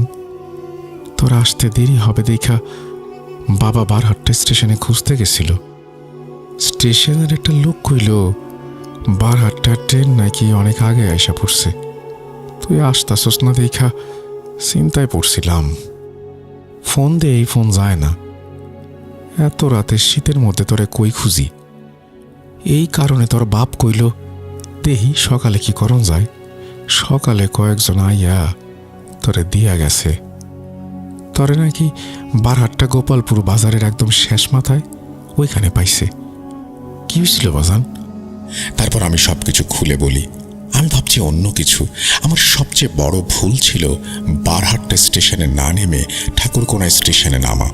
তারপর ওই রিক্সাওয়ালার রিক্সায় ওঠা। রিক্সাওয়ালার অদ্ভুত রহস্যময় আচরণ, কবরস্থানের পাশে রিক্সা থামানো, ভয়ানক সব আওয়াজ, দৌড়াতে দৌড়াতে বারবার একই জায়গায় ঘুরে ফিরে আসা, সব কেমন গুলিয়ে যাচ্ছে। সবকিছুর মধ্যে একটা কথা মাথায় ধরছে, আচ্ছা ওই রিক্সাওয়ালা লোকটা কোথায় উধাও হয়ে গিয়েছিল, আর সে ছিলই বা কে? এর উত্তর আমার জানা নেই। লিসেনাররা যদি জানেন তাহলে অবশ্যই আমাকে জানাবেন। এটা আপনাদের কাছে একটা প্রশ্ন। এই বলে মুহিব ভাই তার ঘটনা শেষ করেছেন। আশা করছি এই ঘটনাটি আপনাদের ভালো লেগেছে। যদি ভালো লাগে অবশ্যই আমাদের জানাবেন। আমরা চলে যাব আমাদের পরবর্তী ঘটনায়।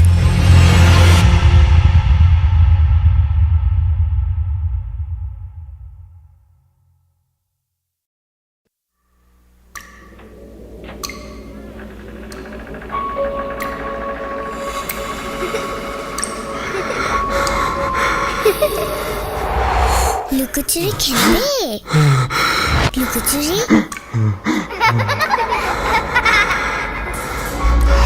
তুমি লুকাও, আমি ঠিকই তোমাকে খুঁজে পাবো।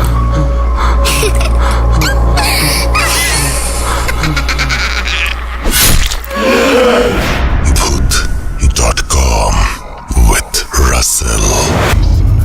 Welcome back. আপনাদের সবাইকে স্বাগত জানাচ্ছি আমি রাসেল। আশা করছি আপনারা সবাই ভালো আছেন, ভালোর দলে আছেন। আমিও ভালো আছি আর ভালোর দলে আছি। যেভাবে লেখা আছে আমি সেভাবেই পড়ে শোনাচ্ছি। আসসালামু আলাইকুম রাসেল ভাইয়া এবং আমাদের প্রিয় শ্রোতা বন্ধুরা, কেমন আছেন আপনারা? আশা করি আল্লাহ তাআলার অশেষ রহমতে সকলেই ভালো আছেন। আমি লাজিম ইয়াসার জিয়াদ। প্রিয় লিসেনার্স, আজ অনেক দিন পর আপনাদের মাঝে ফিরে আসা ছোট একটি ঘটনা নিয়ে। লেখার মাঝে আমার অনিচ্ছাকৃত ভুল ত্রুটিগুলো ক্ষমা সুন্দর দৃষ্টিতে দেখার অনুরোধ জানাচ্ছি। এই ঘটনাটি আমি সংগ্রহ করেছি আমার পরিচিত এক বড় ভাই নাসির উদ্দিনের কাছ থেকে। বলছেন নাসির ভাই।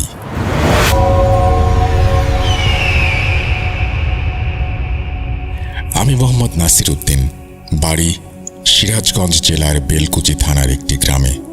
আজ আপনাদের কাছে যে ঘটনাটি পাঠাচ্ছি তা আমার নিজের দেখা নয়, কিন্তু যিনি ঘটনাটি নিজ চোখে দেখেছেন তার কাছ থেকে শোনা।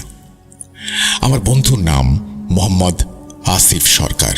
সে ছোটবেলা থেকেই তার নানার বাড়িতে বড় হয়েছে। স্বভাবতই একটু দুষ্টু আর হাসি খুশি। একদিন ঠাট্টা করে আমি তাকে জিজ্ঞেস করলাম, তোর কি কোনো ভৌতিক অভিজ্ঞতা আছে? আমার এমন প্রশ্নে সে হেসে ফেলে, কিন্তু সেই হাসির ভেতর একটা অদ্ভুত শূন্যতা ছিল। এর কিছুক্ষণ পর সে বলে, শ্মশানের সেই রাতটা, ওই ভয় আমি আজও বয়ে বেড়াই। এমন সময় ওর ফোনে একটা কল আসে। ওর জরুরিভাবে বাসায় চলে যেতে হয়। এর কিছুদিন পর একদিন হঠাৎ সে নিজে এসে বলে, আজকে তোকে সব বলবো। সেদিন তো ঘটনা বলতে পারলাম না, কিন্তু কথা দিয়ে কাউকে বলবি না।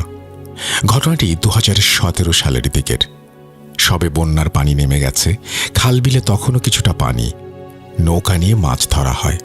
আসিফ ছিল তার নানা বাড়িতে, সঙ্গে ছিল তার 2 মামাতো ভাই। তারা 3 জনই সমবয়সী।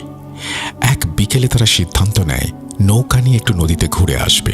নদীর নাম কালিঞ্চা নদী। নানাবাড়ি থেকে খুব বেশি দূরে নয় সেই নদী। নৌকা নিয়ে নদীতে নামার কিছু সময় পর হঠাৎ তাদের গায়ে এক অস্বাভাবিক গরম বাতাস এসে লাগে। শীতের সন্ধ্যায় এমন বাতাসে তারা থমকে যায়। চারপাশে তাকিয়ে দেখে একটা শ্মশান দূরে।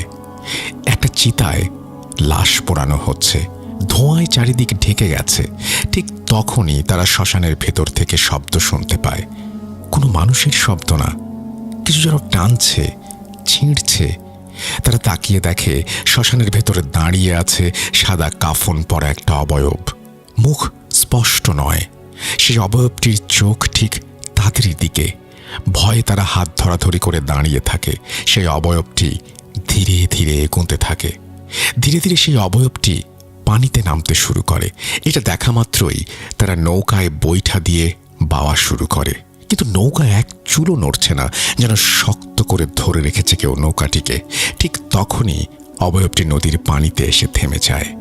এরপর তারা যা দেখে তা ভাষায় প্রকাশ করা কঠিন। তারা দেখে অবয়বটি হঠাৎ উল্টো দিকে ঘুরে পানির থেকে উঠে চিতার কাছে গিয়ে কিছু একটা ছেড়ে খেতে শুরু করেছে। তারপর ঘাড় ঘুরিয়ে তাদের দিকে তাকিয়ে বিকৃত শব্দে চিৎকার করে উঠছে। এটা দেখে তারা যেই সূরা জানত সেটাই পড়তে শুরু করে। ভয়ে তাদের পুরো শরীর কাঁপছিল। এমন সময় হঠাৎ করে তাদের চোখের সামনে নেমে আসে অন্ধকার। জ্ঞান ফিরলে তারা নিজেদের আবিষ্কার করে শ্মশানের ভেতরে। ততক্ষণে রাত হয়ে গিয়েছে, তবে চারিদিকে চাঁদের আলোয় একদম স্পষ্ট সবকিছু। শুধু পানির শব্দ পাচ্ছে তারা। এখন শ্মশানে কোনো চিতা নেই, কোনো আগুন নেই, অথচ চারিদিকে গরম দমকা বাতাস। হঠাৎ তারা পেছন থেকে শুনতে পায় কিছু একটা হেঁটে চলার শব্দ। তারা পেছনে ঘুরে তাকাতেই দেখে একটা কালো ছায়া দ্রুত সরে যাচ্ছে। এরপর তারা যা দেখে সেটা তাদের স্বপ্নেও তারা চিন্তা করতে পারেনি কখনো। তারা 3 জনই দেখতে পায় শ্মশানের পাশে রাস্তায় পড়ে আছে 3টি লাশ। তারা ধীর পায়ে লাশটির কাছে যায়। লাশ 3টির কাছে গিয়ে তারা দেখে লাশ 3টি দেখতে তাদেরই মতো। এমন সময় হঠাৎ বিকট এক চিৎকার করে লাশ 3টি উঠে দাঁড়ায়। এটা দেখা মাত্রই ভয়ে তারা নৌকার দিকে দৌড় দেয় এবং হুড়মুড় করে 3 জন নৌকায় উঠে বৈঠা বাইতে শুরু করে। পেছন দিক থেকে মনে হচ্ছিল কেউ নদীর বুক চিরে এগিয়ে আসছে। এমন সময় হঠাৎ আবার তাদের চোখের সামনে অন্ধকার নেমে আসে। এরপর তাদের যখন জ্ঞান ফেরে তারা নিজেদের আবিষ্কার করে নিজেদের বাড়িতে। পরে জানা যায় এক জেলে তাদের নৌকা দেখতে পেয়ে উদ্ধার করে। তাদের একজন ভাইয়ের শরীরে নখের আঁচড়, কামড়ের দাগ। এরপর তাদের কবিরাজ দেখানো হয়। কবিরাজ পরে জানায় ওই শ্মশানের বাসিন্দা একটি জিন তাদের ওপরে আক্রমণ করেছিল। সেই জিনটি কালো জাদুর মাধ্যমে কিছু কাজ করেছিল। সেই জিনটির স্বভাব হচ্ছে মানুষদের ভয় দেখানো। সে রাতের স্মৃতি তাদের এখনো তাড়িয়ে বেড়ায়। এই বলে নাসির ভাই তার ঘটনাটি শেষ করেন। পরিশেষে একটা কথাই বলতে চাই, বিশ্বাস করা বা না করা সম্পূর্ণ আপনাদের ব্যাপার। ভাইয়াকে অনেক ধন্যবাদ এই ঘটনাটি পড়ার জন্য।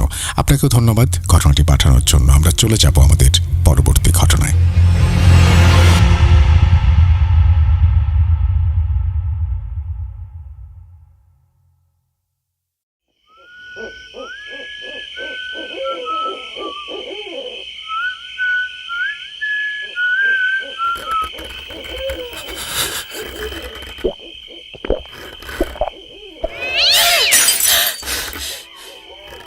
আজ আবার শুনতে পাচ্ছেন শব্দটা?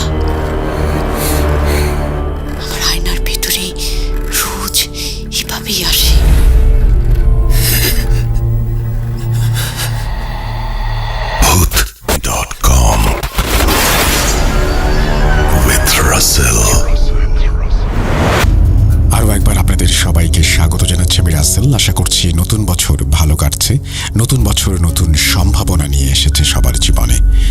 আমরা একটু মনে করিয়ে দিতে চাই আমাদের ইমেল অ্যাড্রেস russell.bhuth.com@gmail.com। আপনার নাম, ঠিকানা এবং ফোন নাম্বার সহ আপনার জীবনে ঘটে যাওয়া বা আপনার জানা সেরা ঘটনা লিখে পাঠিয়ে দিতে হবে আমাদের। ঘটনার শুরুতে অবশ্যই উল্লেখ করুন যে ঘটনাটি আপনি স্টুডিওতে এসে শেয়ার করতে চান, নাকি আপনি চান আপনার ঘটনা আমরা পড়ে শোনাই। যারা দেশের বাইরে রয়েছেন তারা সরাসরি অডিও ক্লিপ পাঠিয়ে দিতে পারেন আমাদেরকে। আমাদের ফেসবুক পেজ হচ্ছে www.facebook.com/russell.স্বাধীন। আপনারা চাইলেই যুক্ত হতে পারেন। যদি ভালো লাগে আমাদের আজকের এই এপিসোড, তাহলে শেয়ার করতে পারেন বন্ধুদের সাথে, সাবস্ক্রাইব করতে পারেন আমাদের চ্যানেল, এবং সেই সাথে যদি সাবস্ক্রাইব করেন বেল আইকনটিও ক্লিক করতে ভুলবেন না। আমরা চলে যাব আমাদের পরবর্তী ঘটনায়।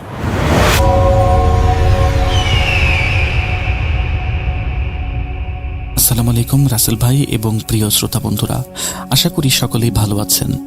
আমি মোহাম্মদ সাবিত আলম বলছি ময়মনসিংহ বিভাগ থেকে। আপনারা কি কখনো খেয়াল করেছেন যে আমাদের মস্তিষ্কের স্মৃতি ধারণ করার ক্ষমতাটা কতটা অদ্ভুত? কিছু স্মৃতি থাকে যা সময়ের সাথে ধুলো জমে ফিকে হয়ে যায়, আবার কিছু স্মৃতি থাকে যা মানুষ চাইলেও ভুলতে পারে না। মনের কোনো এক জায়গায় সেই স্মৃতিটা রয়েই যায়। আজকের এই ঘটনাটি যার জীবনে ঘটেছে, ওনার নাম আফজাল। ঘটনাটি 2011 সালের ডিসেম্বর মাসের। বাংলাদেশে তখন হাড় কাঁপানো শীত, কুয়াশায় মোড়ানো সেই সময়টাতে আফজাল ভাই মনে প্রাণে বিশ্বাস করতেন যে ওনাদের জীবনে কিছুটা সংগ্রাম থাকলেও জীবনটা স্বাভাবিকভাবেই চলছিল। ওনারা ঘৃণাক্ষরেও টের পাননি যে ওনাদের অজান্তেই ওনাদের সাধের বসত বাড়ির দেয়ালগুলোর আড়ালে কিছু অশরীরী অস্তিত্ব বাসা বাঁধছে। আফজাল ভাই ওনার পরিবারের সাথে বসবাস করতেন বাংলাদেশের নারায়ণগঞ্জের অত্যন্ত পুরাতন এবং ঐতিহ্যবাহী এলাকায়। আপনারা যারা পুরানো ঢাকা এবং নারায়ণগঞ্জ দেখেছেন অলিগলিতে, ওনারা হয়তো সহজেই দৃশ্যটা কল্পনা করতে পারবেন। এলাকাটার গলিগুলো ছিল বেশ সরু, দিনের বেলাতেও মনে হয় সূর্যের আলো বেশি একটা পৌঁছাতো না। আফজাল ভাইদের বাড়িতে মোটেও কোনো রাজপ্রাসাদ ছিল না, বরং মধ্যবিত্তের ঘামে গড়ে ওঠা এক টুকরা আশ্রয়স্থল। বাড়ির চার দেয়ালের ভেতরে ছোট্ট একটা উঠান, যেখানে রোদের এক চিলতে আলো দুপুরে উকি দিত। এক পাশে ছিল বাথরুম, সামনের দিকে থাকার জন্য 2টি রুম, আর বাড়ির একটু ভেতরের দিকে যেখানে আলো বাতাস কম সেখানে ছিল 3rd নাম্বার রুম। এই 3য় রুমটিকে ওনারা স্টোর রুম হিসেবে ভাড়া দিতেন বা ব্যবহার করতেন। বাড়িটি আফজাল ভাইয়ের বাবা অর্থাৎ মরহুম চাচাজান ওনার সারা জীবনের জমানো পাই পয়সা দিয়ে তিলে তিলে গড়ে তুলেছিলেন। তিনি আজ এই দুনিয়াতে নেই। আফজাল ভাইয়ের আম্মাও ওনাদের ছেড়ে পরপারে পাড়ি জমিয়েছেন অনেক আগেই। এখন এই পৈতৃক ভিটায় আফজাল ভাই, ওনার স্ত্রী আইরিন আপু, ওনাদের 3 ছেলে 1 মেয়ে এবং সবার ছোট বোন ঝুমাকে নিয়ে বসবাস করতেন। আফজাল ভাইয়ের বড় 2 বোনের বিয়ে হয়ে গিয়েছিল। ওনারা এখন নিজের সংসার সামলাতে ব্যস্ত। আফজাল ভাই নিজে একটি মাল্টিন্যাশনাল কোম্পানির ফ্যাক্টরিতে কাজ করতেন। ওনার ডেইলি রুটিন ছিল কাটার মতো, ঘড়ির কাটা, ডেইলি যাওয়া আসা, ভোরবেলাতে যাওয়া। এই নিয়ে যাই বেতন পেতেন উনি, ওনাদের জীবনটা খুব সুন্দরভাবেই চলছিল। কিন্তু কে জানতো এই পরিচিত শান্তির আড়ালেই ঘাপটি মেরে বসে আছে অজানা আতঙ্ক। সেই দিনটি ছিল একদম সাধারণ। অন্যান্য দিনের মতোই সকালে আফজাল ভাই কাজের উদ্দেশ্যে বেরিয়ে গেলেন। ফ্যাক্টরির ভেতরে বিশাল সব মেশিনে কান ফাটানো আওয়াজ, তেলের গন্ধ এবং শ্রমিকদের হাড় ডাকের মাঝখানে ওনার দিনটি কেটে গেল। দুপুরের কাজের চাপে তিনি ঠিকমতো খেতে পারলেন না। সন্ধ্যায় যখন উনি বাসায় ফিরলেন, তখন শীতের রাত নামতে শুরু করেছে। গলির মুখে সোডিয়াম লাইটগুলো নিভু নিভু অবস্থায় জ্বলছে। বাসায় ঢুকে উনি দেখলেন বাচ্চারা উঠানে খেলাধুলা করছে। বাচ্চাদের গায়ে তখন শীতের কাপড়। আইরিন আপু হাসি মুখে জানালেন যে আজ ঝুমা খুব চমৎকার একটি সবজি এবং ছোট মাছের তরকারি রান্না করেছে। সারাদিনের ক্লান্তি ভুলে সবাই মিলে একসাথে গোল হয়ে রাতের খাবার খেতে বসলেন। রাতে সাধারণত যা হয়, আফজাল ভাই প্রচন্ড ক্লান্ত ছিলেন। বাচ্চাদের ঘুম পাড়িয়ে দেওয়ার পর রাতে তখন ঘড়ির কাঁটায় 10টা কি 10:30 হবে। শীতের রাত বলে চারদিকে খুব দ্রুত নিস্তব্ধ হয়ে গেছিল। আফজাল ভাই আর আইরিন আপু ওনাদের রুমে শুয়েছিলেন, ঝুমা ওনার নিজের রুমে শুয়েছিলেন, আর বাচ্চারা তো সারাদিন ক্লান্তিতে আগেই গভীর ঘুমে তলিয়ে গেছে। আফজাল ভাই হঠাৎ ভাবতে ভাবতে ঘুমিয়ে পড়লেন। হঠাৎ ওনার তন্দ্রা ভাবটা কেটে গেল। ওনার মনে হলো বাড়ির ভেতরে কোথাও কোনো কিছু নড়াচড়া করছে এবং যার একটা আওয়াজ আসছে। শব্দটা খুব ধীর কিন্তু স্পষ্ট। শুরুতে তিনি তেমন একটা গুরুত্ব দিলেন না। পুরাতন দিনের দালান, কাঠের আলমারি বা টিনের বাক্সগুলো শীতের রাতে তাপমাত্রার তারতম্যের কারণে বিভিন্নভাবে শব্দ করতেই পারে। তিনি ভাবলেন এটা হয়তো তেমন কিছুই না।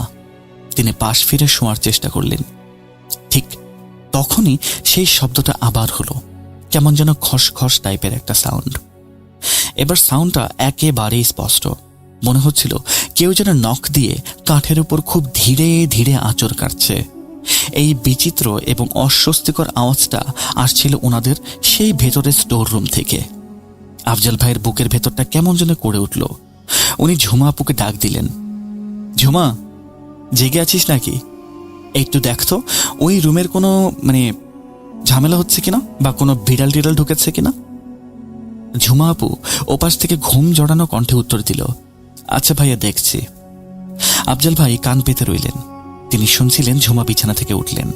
ওনার পায়ের আওয়াজ স্টোর রুম থেকে এগিয়ে আসছিল। তারপর পুরাতন দরজার হুক খোলার ক্যাচ শব্দ। এরপর কয়েক মুহূর্তের জন্য একদম মৃত্যুর মতো নীরবতা। আফজাল ভাইয়ের মনে হলো সময় যেন থমকে দাঁড়িয়েছে। ওনার ইচ্ছা করছিল নিজে গিয়ে দেখার, কিন্তু যেহেতু উনি ওনার বোনকে পাঠিয়েছিলেন তাই উনি আর নিজে যাননি।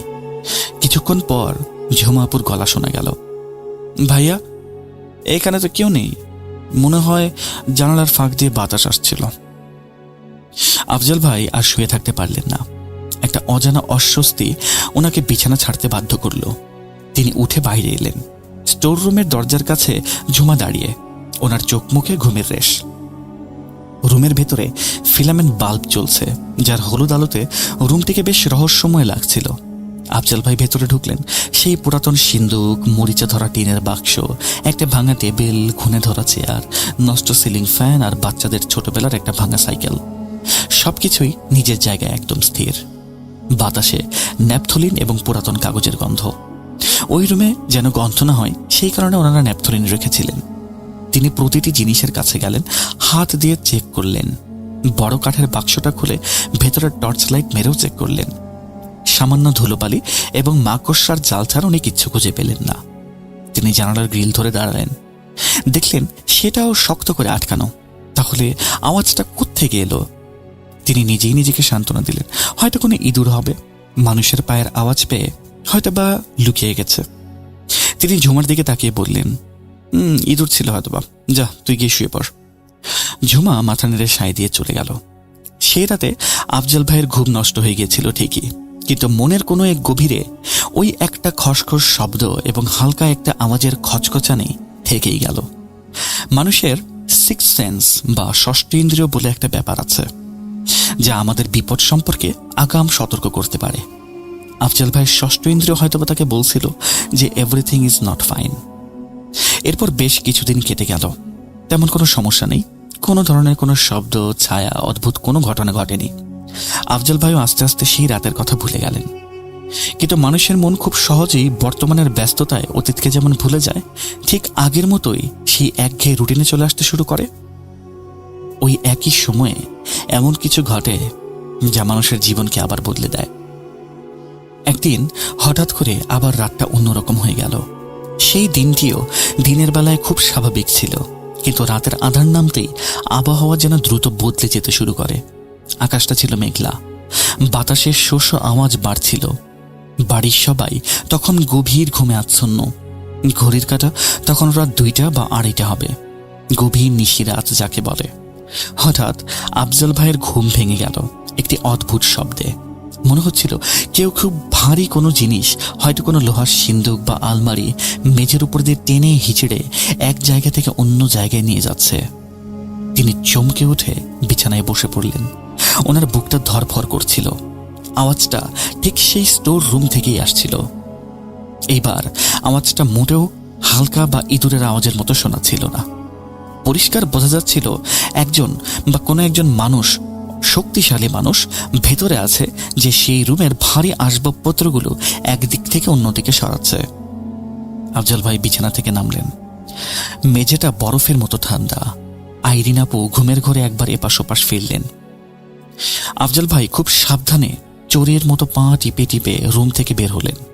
বারান্দার গ্রিলের ফাঁক দিয়ে রাস্তার ল্যাম্পপোস্টের আলো উঠোনে এসে পড়ছে।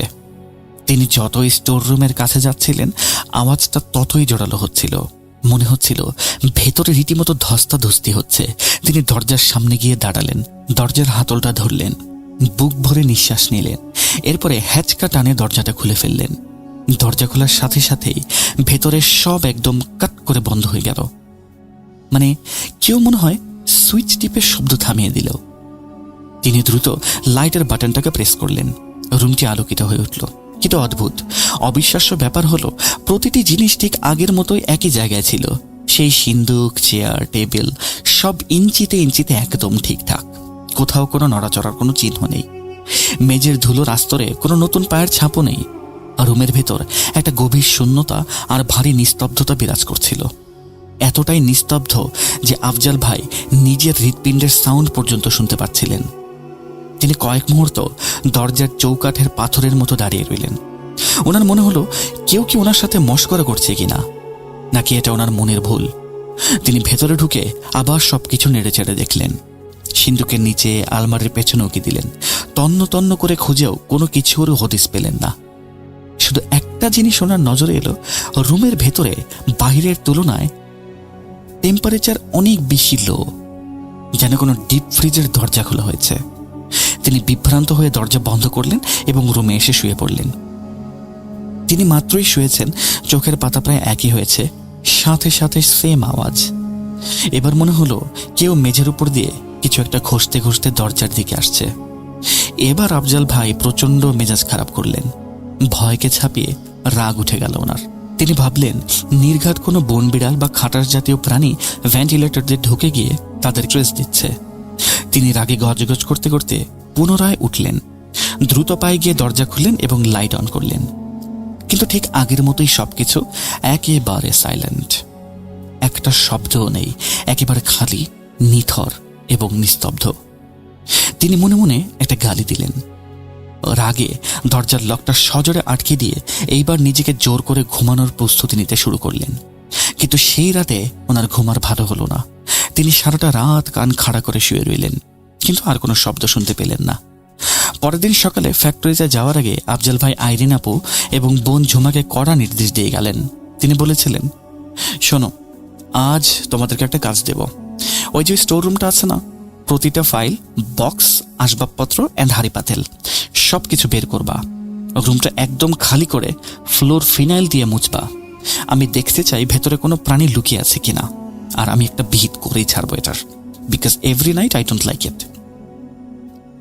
সন্ধ্যায় যখন তিনি হাড় ভাঙা খাটনি শেষে বাসায় ফিরলেন, তখন দেখলেন সবকিছুই স্বাভাবিক। ফ্রেশ হয়ে তিনি জিজ্ঞেস করলেন, কি তোমরা কি ক্লিন করেছিলে রুম? ঝুমা উত্তরে বলল, হ্যাঁ ভাইয়া, ক্লিন করেছি। আমরা দুপুরের পর সব মালামাল উঠানে বের করেছিলাম। রুমের কোনায় কোনায় ঝাড়ু দিয়েছি। বাট ট্রাস্ট মি, ভেতরে কোনো ইঁদুর বা অন্যান্য কোনো জন্তুর কোনো ছাপ নেই, এমনকি কোনো ইঁদুরের গর্তও নেই। আফজাল ভাই কিছুটা শক্ত গলায় বললেন, নিশ্চয়ই কিছু একটা আছে, তোমরা হয়তো বা ভালো মতো দেখোনি। এমন আওয়াজ কি এমনি হয়? কিন্তু ঝুমার বারবার একই উত্তরে উনি আর কিছু বলতে পারলেন না। সেই দিন সাফাই কাজ শেষ করার পর রুমটা একদম ঝকঝকে এবং তকতকে পরিষ্কার। কয়েকদিন আর কোনো কিচ্ছু হলো না। আফজাল ভাই ধরে নিলেন হয়তো বা আসলে কোনো জানোয়ার বা কোনো সমস্যা ছিলই না। হয়তো বা কোনো মাকড়সার জাল বা ফ্লোরে পড়ে থাকা শীট বা কাগজের জন্য এরকম জিনিস শব্দ হচ্ছিল। কয়েকদিন পর ফ্যাক্টরি থেকে বাসায় ফেরার সময় আফজাল ভাই অনুভব করলেন ওনার শরীরটা আজ বেশি ক্লান্ত লাগছে। কিন্তু এই ক্লান্তিটা স্বাভাবিক নয়। শরীরের ভেতরে কেমন যেন একটা অস্থিরতা, মেশিনের গুমগুম আওয়াজ যেন ওনার মগজের ভেতরে ঢুকে গেছে। সুপারভাইজার আজ তুচ্ছ কারণে অনেক চিল্লাচিল্লিও করেছিলেন, তাই দুপুরে ঠিক মতো লাঞ্চটাও করতে পারেননি। মেজাজটাও তাই খিটখিটে। বাসায় ঢোকার পর দেখলেন মহল্লার গলিটা আজ বেশি কোলাহলপূর্ণ। পাশের ফ্ল্যাটের কারো বাসায় গায়ে হলুদ বা কোনো অনুষ্ঠান হচ্ছে। উনি বাসায় ঢুকে সোফায় বসে চা খাচ্ছিলেন, আর ওনার চোখ বারবার যাচ্ছিল সেই বন্ধ দরজার দিকে। দরজাটা বন্ধই ছিল, ঠিক যেমনটি থাকে, কিন্তু আফজাল ভাইয়ের কেন যেন মনে হচ্ছিল দরজার ওপাশে কেউ দাঁড়িয়ে, কেউ একজন দরজাটার ফুটো দিয়ে তাকে দেখছে। এক একটা অস্বস্তিকর অনুভূতি, যেন কেউ ঘাড়ের কাছে নিঃশ্বাসও ফেলছে। রাতের খাবার খেয়ে ওনারা যার যার রুমে গিয়ে শুয়ে পড়লেন। বাচ্চারা সারাদিন খেলে ক্লান্ত, তাই দ্রুত ঘুমিয়ে গিয়েছিল। আফজাল ভাইও ক্লান্ত থাকায় তাড়াতাড়ি চোখ বন্ধ করে ফেললেন। রাতে কোনো এক প্রহরে যখন পৃথিবী গভীর ঘুমে, আফজাল ভাইয়ের মনে হলো কেউ যেন ওনার কানের কাছে এসে ফিস ফিস করে কিছু বলছে। অস্পষ্ট কিছু শব্দ, কিন্তু ভাষাটা বোঝা যাচ্ছে না। তিনি ধরফর করে জেগে উঠলেন। সম্পূর্ণ রুম অন্ধকার, শুধু জানালার ফাঁক দিয়ে আসা সামান্য আলোয় রুমের আসবাবপত্রগুলোকে কেমন যেন ছায়ার মতো দেখাচ্ছে। পাশে আইরিন আপু গভীর ঘুমে বিভোর, ওনার নিঃশ্বাসের শব্দ শোনা যাচ্ছে। আফজাল ভাই ওনার হার্টবিট কন্ট্রোল করার চেষ্টা করলেন। কপালে ঘাম জমেছে। তিনি ভাবলেন, ধুর, হয়তোবা কোনো খারাপ স্বপ্ন দেখছি। তিনি বালিশ থেকে মাথা তুলে পানি খাওয়ার জন্য জগের দিকে হাত বাড়ালেন। ঠিক তখনই কানে এলো একটি শব্দ, টুক টুক টুক। কেউ যেন আঙুলের নখ দিয়ে দরজায় খুব আলতো করে টোকা দিচ্ছে। আওয়াজটা এতই ক্ষীণ ছিল যে অন্য কোনো সময় হলে তিনি হয়তো শুনতেই পেতেন না, কিন্তু এই গভীর রাতে একটা মশা ওড়ার শব্দ কানে লাগে। ঠিক এই শব্দটা ছিল বজ্রপাতের মতো, এবং সবচেয়ে ভয়ানক ব্যাপার হলো এই শব্দটা সেই স্টোর রুমের ভেতর থেকে আসছিল। বন্ধ দরজার ওপাশ থেকে কেউ টোকা দিচ্ছে। আফজাল ভাইয়ের গায়ের প্রতিটা লোম দাঁড়িয়ে গেল। মেরুদণ্ড দিয়ে বয়ে গেল ঠান্ডা বাতাস। তিনি কিছুক্ষণ সেই অন্ধকারের মূর্তির মতো বসে রইলেন। তারপর খুব সাবধানে, যেন নিজের ছায়াকেও শব্দ করতে না দেন, সেভাবে খাট থেকে নামলেন। মেঝেতে পা রাখতেই মনে হলো কেউ যেন ওনার পা দুটোকে মাটির সাথে টেনে ধরেছে। তিনি ধীরে ধীরে সামনে এগোলেন। ওনার পা যেন মেঝের সাথে আঠার মতো লেগে গেছে। তিনি স্টোর রুমের দরজার সামনে গিয়ে দাঁড়ালেন। বুকের ভেতরে হৃৎপিণ্ডটা কেমন যেন লাফাচ্ছিল ওনার। তিনি নিজে নিজে মনে করলেন, ইটস ওকে আফজাল, ভয় পেও না, you are a man, act like it. তিনি দরজার হাতলটা ধরলেন। স্টিলের হাতলটা বরফের মতো ঠান্ডা। ওনার হাত ঘামে ভিজে পিচ্ছিল হয়ে গিয়েছিল। তিনি এক ঝটকায় দরজাটা খুললেন এবং সাথে সাথেই লাইট জ্বালালেন। রুমটা একদম খালি, কোনো নাড়াচাড়া নেই। সেই পুরাতন আসবাব, ধুলোবালি। ভেতর উকি দিয়ে দেখলেন, খাটের নিচে দেখলেন, কিচ্ছু পেলেন না। উনি একটা দীর্ঘশ্বাস ফেললেন। নিজের বোকামের জন্য নিজেই হাসলেন। তিনি দরজাটা বন্ধ করে যেই পেছনে ঘুরেছেন, অমনি ভেতর থেকে বিকট একটা শব্দ হলো, ধুম করে, যেন উপর থেকে কোনো ভারী বস্তা বা মানুষের শরীর নিচে আছাড় খেয়ে পড়েছে। আফজাল ভাইয়ের কলিজা এবার যেন শুকিয়ে গেল। তিনি ছিটকে সরে গেলেন দরজার কাছে, ঘুরে তাকালেন, কিন্তু এইবার আর সাহস হলো না দরজা খোলার। ওনার মনের ভেতরে এমন এক আদিম ভয় বাসা বাঁধল, যা চিৎকার করে কোনো কাউকেই সে বলতে পারছিলেন না। তিনি বুঝতে পারলেন ওপাশে যা আছে তা কোনো ইঁদুর বিড়াল নয়, বরং যাই আছে এটা ওনার সাথে খেলছেন। উনি সোজা দৌড়ে নিজের রুমে গিয়ে শুয়ে পড়লেন।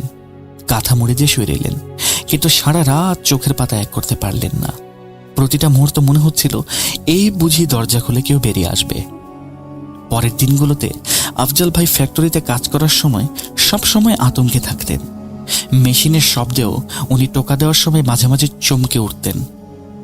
বাড়িতে আইরিন আপু এবং বাচ্চাদের জন্য ওনার খুব চিন্তা হতো। মনে হতো উনি যখন বাসায় নেই তখন যদি কিছু হয়ে যায়। একটা সপ্তাহ এভাবেই গেল। অদ্ভুত ব্যাপার হলো, এই এক সপ্তাহে আর কোনো আওয়াজ, কোনো কিচ্ছু নেই, কিন্তু আফজাল ভাইয়ের মনের শান্তি উধাও হয়ে গিয়েছিল।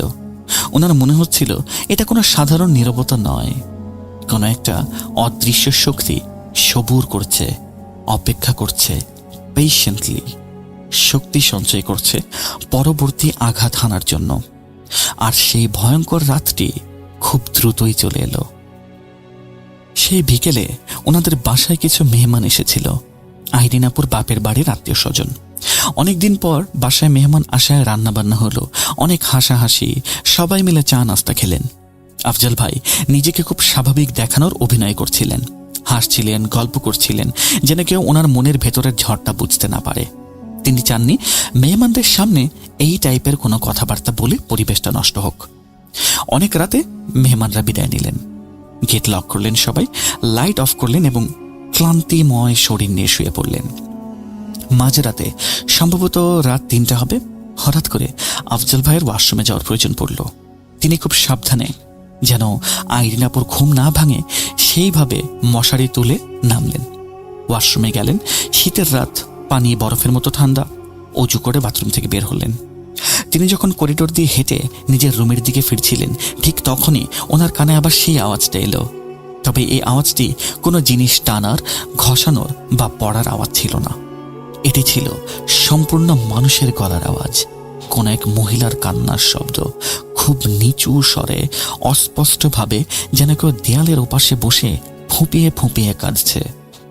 কান্নাটা এতটাই করুণ এবং বিষাদ মাখা ছিল যে শুনলে বুকের ভেতরটা দুমড়ে যায়। কিন্তু সেই কান্নার মধ্যে এমন কিছু একটা ছিল যা স্বাভাবিক নয়, একটা হাহাকার, একটা অশুভ ইঙ্গিত।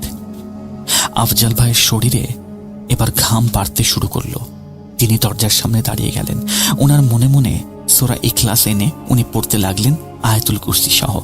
কিন্তু কান্নাটা থামছিল না, বরং মনে হচ্ছিল তিনি যত দ্রুত কাছে যাচ্ছেন কান্নাটা তত স্পষ্ট হচ্ছে, যেন ওপাশের সত্তাটি বুঝতে পারছে যে আফজাল ভাই দরজার ওপাশে দাঁড়িয়ে।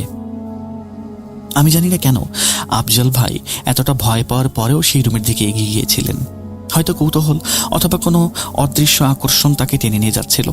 তিনি ধীরে ধীরে সেই দরজার হ্যান্ডেলে হাত রাখলেন। ওনার নিঃশ্বাসটা ভারী হয়ে আসছিল, গলা শুকিয়ে কাঠ। তিনি খুব সাবধানে দরজাটি একটু ফাঁকা করলেন। ভেতরে নিকষ কালো অন্ধকার, বাইরে ল্যাম্পপোস্টের আলো আজ যেন দেখা যাচ্ছে না। তিনি দেয়ালের সুইচ বোর্ডের দিকে হাত বাড়িয়ে লাইট জ্বালালেন। লাইটটা জ্বলে উঠল এবং তিনি ভেতরে পা দিলেন। ঠিক তখনই অলৌকিকভাবে রুমের লাইটগুলো টাস করে শব্দ করে ফিউজ হয়ে গেল। মুহূর্তের মধ্যে সব অন্ধকার। আফজাল ভাই চমকে ওঠার আগেই ওনার পেছনের দরজাটা সজোরে ধড়াম করে বন্ধ হয়ে গেল। তিনি পরিষ্কার শুনতে পেলেন বাহির থেকে কেউ একজন দরজার ছিটকিনি বা লক আটকে দিয়েছে। আফজাল ভাই এখন সেই রুমের ভেতরে বন্দী। তারপর তিনি যা দেখলেন তা তিনি কোনোদিনও ভুলতে পারবেন না। রুমের মাঝখানে সেই অন্ধকারের ভেতরে যেন আরো ঘন এক অন্ধকার নাড়াচাড়া করছিল। ওনার মনে হলো অন্ধকারে কালো কণাগুলো একত্রিত হয়ে কোনো একটা আকৃতিতে রূপ নিচ্ছে। দেয়াল থেকে ছায়াগুলো নেমে এসে জড়ো হচ্ছে মেঝের মাঝখানে। সেই আকৃতিটি কোনো সাধারণ ছায়া ছিল না, একটা মানুষের মতো ছায়া, অনেক লম্বা, আর কাঁধগুলো ছিল অস্বাভাবিকভাবে চওড়া। মানুষের শরীরের গঠনের সাথে তেমন কোনো মিল নেই। আফজাল ভাই ওনার পুরো চেহারা দেখতে পাচ্ছিলেন না, কারণ সেখানে কোনো আলোই ছিল না। উনি ভয়ে পিছিয়ে গেলেন, দেয়ালে পিঠ ঠেকিয়ে দাঁড়ালেন। দেয়ালটা ছিল বরফের মতো ঠান্ডা। তিনি অনুভব করছিলেন রুমের ভেতরের বাতাস যেন দ্রুত শেষ হয়ে যাচ্ছে, অর্থাৎ অক্সিজেনের ঘাটতি হচ্ছে। সেই জিনিসটি ধীরে ধীরে কোনো শব্দ না করে ওনার কাছে এগিয়ে এলো বলে মনে হলো। আফজাল ভাই চিৎকার করলেন, বাঁচাও আমাকে, কে আছো, আমাকে বাঁচাও। কিন্তু ওনার গলা দিয়ে কোনো স্বর বের হলো না, যেন কেউ ওনার গলার শ্বাসনালী বা স্বরনালী চেপে ধরে আছে। ঠিক তখনই ওনার মাথার ভেতরে সেই মহিলার কান্নার শব্দ আরো তীব্র হয়ে গেল। এবার আর বাহিরে নয়, মনে হচ্ছিল মস্তিষ্কের ভেতরে কেউ কান্না করছে।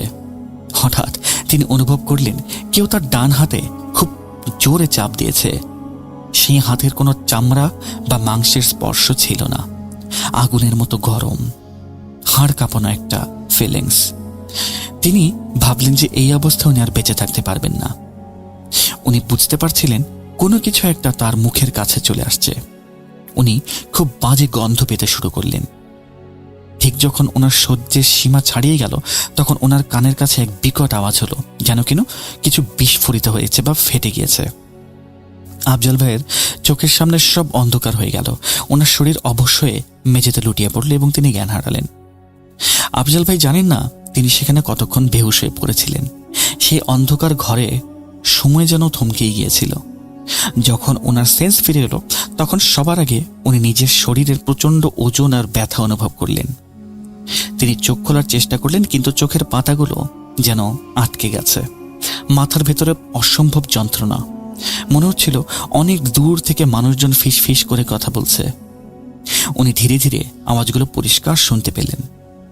উনি শুনতে পেলেন আইরিন আপুর কণ্ঠস্বর খুব আতঙ্কিত এবং কান্না জড়িত গলায় ডাকছিল, আফজাল, শুনতে পাচ্ছ? তুমি চোখ খোলো, তুমি কি শুনতে পাচ্ছ আমাকে? কি হয়েছে তোমার? তিনি অনেক কষ্টে শরীরের সমস্ত শক্তি একত্রিত করে চোখ খুললেন। ওনার চারপাশের বাড়ির সবাই গোল হয়ে দাঁড়িয়ে, ওনার 3 ছেলে, মেয়ে, আইরিন আপু আর বোন ঝুমা, এমনকি 2-1 প্রতিবেশীও সেখানে ভিড় করেছিলেন। সবার চোখে মুখে চরম আতঙ্ক। আফজাল ভাই উঠে বসার চেষ্টা করলেন, কিন্তু শরীরে কোনো দম পাচ্ছিলেন না। ঝুমা কাঁপা কাঁপা গলায় বলে উঠল, ভাইয়া তুমি কি ঠিক আছো? কি হয়েছে তোমার? আফজাল ভাই কিছু বলতে চাইলেন, কিন্তু বলতে পারলেন না। আইরিন আপু ওনার শাড়ির আঁচল ভিজিয়ে খুব আস্তে আস্তে আফজাল ভাইয়ের মুখ মুছে দিচ্ছিলেন। আফজাল ভাই ফুপিয়ে ফুপিয়ে কাঁদছিলেন। আফজাল ভাই হাত দিয়ে সম্পূর্ণ মুখ স্পর্শ করলেন ওনার হাতের তালুতে রক্ত, ওনার গালে, কপালে, গলায় ভারী কোনো আঁচড়, যেন কোনো হিংস্র পশু বা ধারালো নখ ওনার শরীরে আঁচড় দিয়েছে। সেই ক্ষতগুলো তীব্র জ্বালা পোড়া করছিল। এভাবেই দিনটা কেটে যাচ্ছিল। দুপুর গড়িয়ে সন্ধে হয়ে গেল, কিন্তু আফজাল ভাইয়ের অবস্থার কোনো উন্নতি নেই। তিনি কাউকে কিছু বলতেও পারছিলেন না। ওনার মনে হচ্ছিল কথা বললেই সেই জিনিসটা আবার ফিরে আসবে। আইরিন আপু খুব চিন্তিত হয়ে আফজাল ভাইয়ের শ্যালক আলীকে ফোন করলেন এবং দ্রুত আসতে বললেন। আলী ভাই আফজাল ভাইয়ের কলিগ ছিলেন এবং খুব বুদ্ধিমান মানুষও ছিলেন। আলী ভাই আসার পর যখন আফজাল ভাইকে এই অবস্থায় দেখলেন, উনি রীতিমতো শকড। আফজাল ভাইয়ের মতো তাগড়া একটা মানুষের এই অবস্থা কিভাবে হয়? আফজাল ভাইয়ের গায়ে হাত দিয়ে আলী ভাই দেখতে পেলেন প্রায় অনেক জ্বর। থার্মোমিটারে মাপা হলে দেখা যায় 104 ডিগ্রি। আলী ভাই ওনার কাঁধে হাত রেখে বললেন, আফজাল ভাই কি হয়েছে? চুপ করে আছেন কেন? কালকে রাতে কি চোট ঢুকছিল নাকি? আফজাল ভাই নীরবে তাকিয়ে রইলেন। ওনার চোখে এমন আতঙ্ক ছিল যা ভাষায় প্রকাশ করার মতো না। আলী ভাই বাড়ির সবার কাছ থেকে ডিটেইলস শুনলেন। ঝুমা এবং আইরিন আপু শুধু এটাই বলতে পারলেন যে ওনারা সকালবেলা ঘুম থেকে উঠে স্টোর রুমের দরজা খোলা এবং আফজাল ভাইকে সেখানে অজ্ঞান হয়ে পড়ে থাকতে দেখেছিলেন। রাত যখন গভীর হচ্ছিল, আফজাল ভাইয়ের জ্বরের ঘোরে প্রলাপ বকা বাড়ছিল। তিনি কখনো বিড়বিড় করে বলছিলেন, ওটা আসছে, ওটা আসছে, দরজা বন্ধ করো, দাঁত সাদা, আসছে। আলী ভাই শেষমেশ সিদ্ধান্ত নিলেন যে ডাক্তার বা হসপিটালে এখানে কোনো কাজ হবে না, অর্থাৎ মেডিকেল সায়েন্সে এর কোনো ব্যাখ্যা হয়তো বা হতে পারে না। উনি বললেন, এখন অনেক রাত হয়েছে, কালকে সকালবেলা আমি তল্লাটের সব থেকে বড় হুজুরের মসজিদ থেকে ধরে আনবো। আমার মনে হইতেছে আফজাল ভাইয়ের উপরে খারাপ কোনো বাতাস বা কিছু আসর হইছে। সেই রাতে বাড়ি থেকেও ঘুমালো না। আইরিন আপু সারা রাত ওনার হাজবেন্ডের শিয়রে বসে কোরআন তিলাওয়াত করলেন। বাচ্চারা ভয়ে এক কোণে গুটিসুটি মেরে বসে রইল। আফজাল ভাইয়ের মনে হচ্ছিল তিনি এক অদ্ভুত ট্রমার ভেতর দিয়ে যাচ্ছেন। পরদিন সকালে তিনি যখন চোখ খুললেন, তখন দেখলেন শরীরটা কিছুটা হালকা লাগছে, কিন্তু দুর্বলতা কাটেনি। ঝুমা ফ্লোরে জায়নামাজ বিছিয়ে তসবি পাঠ করছিল। ভাইকে নড়তে দেখে সে দৌড়ে কাছে এলো, স্টিলের গ্লাসে করে পানি খাওয়ালো। পানিটুকু গলায় নামার পর আফজাল ভাই প্রথম কথা বললেন, আলী কই? আলী কি এসেছে? কিছুক্ষণ পর আলী ভাই রুমে ঢুকলেন। সাথে নিয়ে এলেন একজন বয়োজ্যেষ্ঠ হুজুরকে। ওনার নাম মাওলানা ইব্রাহিম। ওনার বয়স হয়েছে, সাদা দাড়ি, পরনে সুন্নতি লেবাস। ওনার চেহারায় এক ধরনের নুরানি জ্যোতি ছিল, যা দেখলেই মনে সাহস আসে। উনি রুমে ঢোকার পরেই পরিবেশটা কেমন যেন শান্ত হয়ে গেল। হুজুর আফজাল ভাইয়ের পাশে বসলেন, ওনার হাত ধরে নাড়ি পরীক্ষা করলেন, তারপর খুব নরম সুরে জিজ্ঞেস করলেন, বাবজান ভয় পায়েন না? আপনাকে জিগাই, আপনি আমার কন্ত কি হইছে? এটা কি ছিল আসলে? আফজাল ভাই কাঁপা কাঁপা গলায় সব খুলে বললেন। সেই মাঝরাতে ঢোকা, দরজার ওপাশের কান্না, রুমের লাইট নিভে যাওয়া, সেই অবয়ব সব কিছু বললেন। সব শুনে হুজুর চোখ বন্ধ করে কিছুক্ষণ চুপ রইলেন, তারপর গম্ভীর গলায় বললেন, এইটা কোনো সাধারণ ঘটনা না, এটা তো পুরাতন কিছু একটা মনে হইতেছে। আচ্ছা দেখি। তিনি পকেট থেকে ছোট্ট একটা কিতাব বের করে দোয়া এবং আয়াত পড়তে লাগলেন। পড়ার এক ফাঁকে তিনি আলীকে বললেন, বাবার চোখে একটা কাপড় বেঁধে দাও তো, সে যেন কিছু দেখতে না পারে। আলী ভাই তাই করলেন। আফজাল ভাইয়ের চোখে কাপড় বাঁধার প্রায় 1 ঘন্টা পার হয়ে গেল। হুজুর উচ্চস্বরে রুকিয়া বা কোরআনের আয়াত পড়তে লাগলেন। আফজাল ভাই অনুভব করছিলেন ওনার শরীরের ভেতর দিয়ে বিদ্যুৎ চমকাচ্ছে। কখনো প্রচন্ড গরম লাগছে, আবার কখনো হাড় কাঁপানো শীত। এক পর্যায়ে ওনার মনে হলো বুকের ওপর থেকে বিশাল কোনো পাথর নেমে গেল। তিনি লম্বা একটা নিঃশ্বাস নিলেন। হুজুর বললেন, এবার কাপড়টা খুলে ফেলাও। চোখ খোলার পর আফজাল ভাই নিজেকে অনেকটাই হালকা অনুভব করলেন। হুজুর আলীকে বললেন, ওই কালো কাপড়টা রান্নাঘরের চুলায় গিয়ে পুরায় ফেলো, আর খবরদার ছাইগুলো যেন কারো গায়ে না লাগে বা ছাই যেন কেউ পারা না দেয়।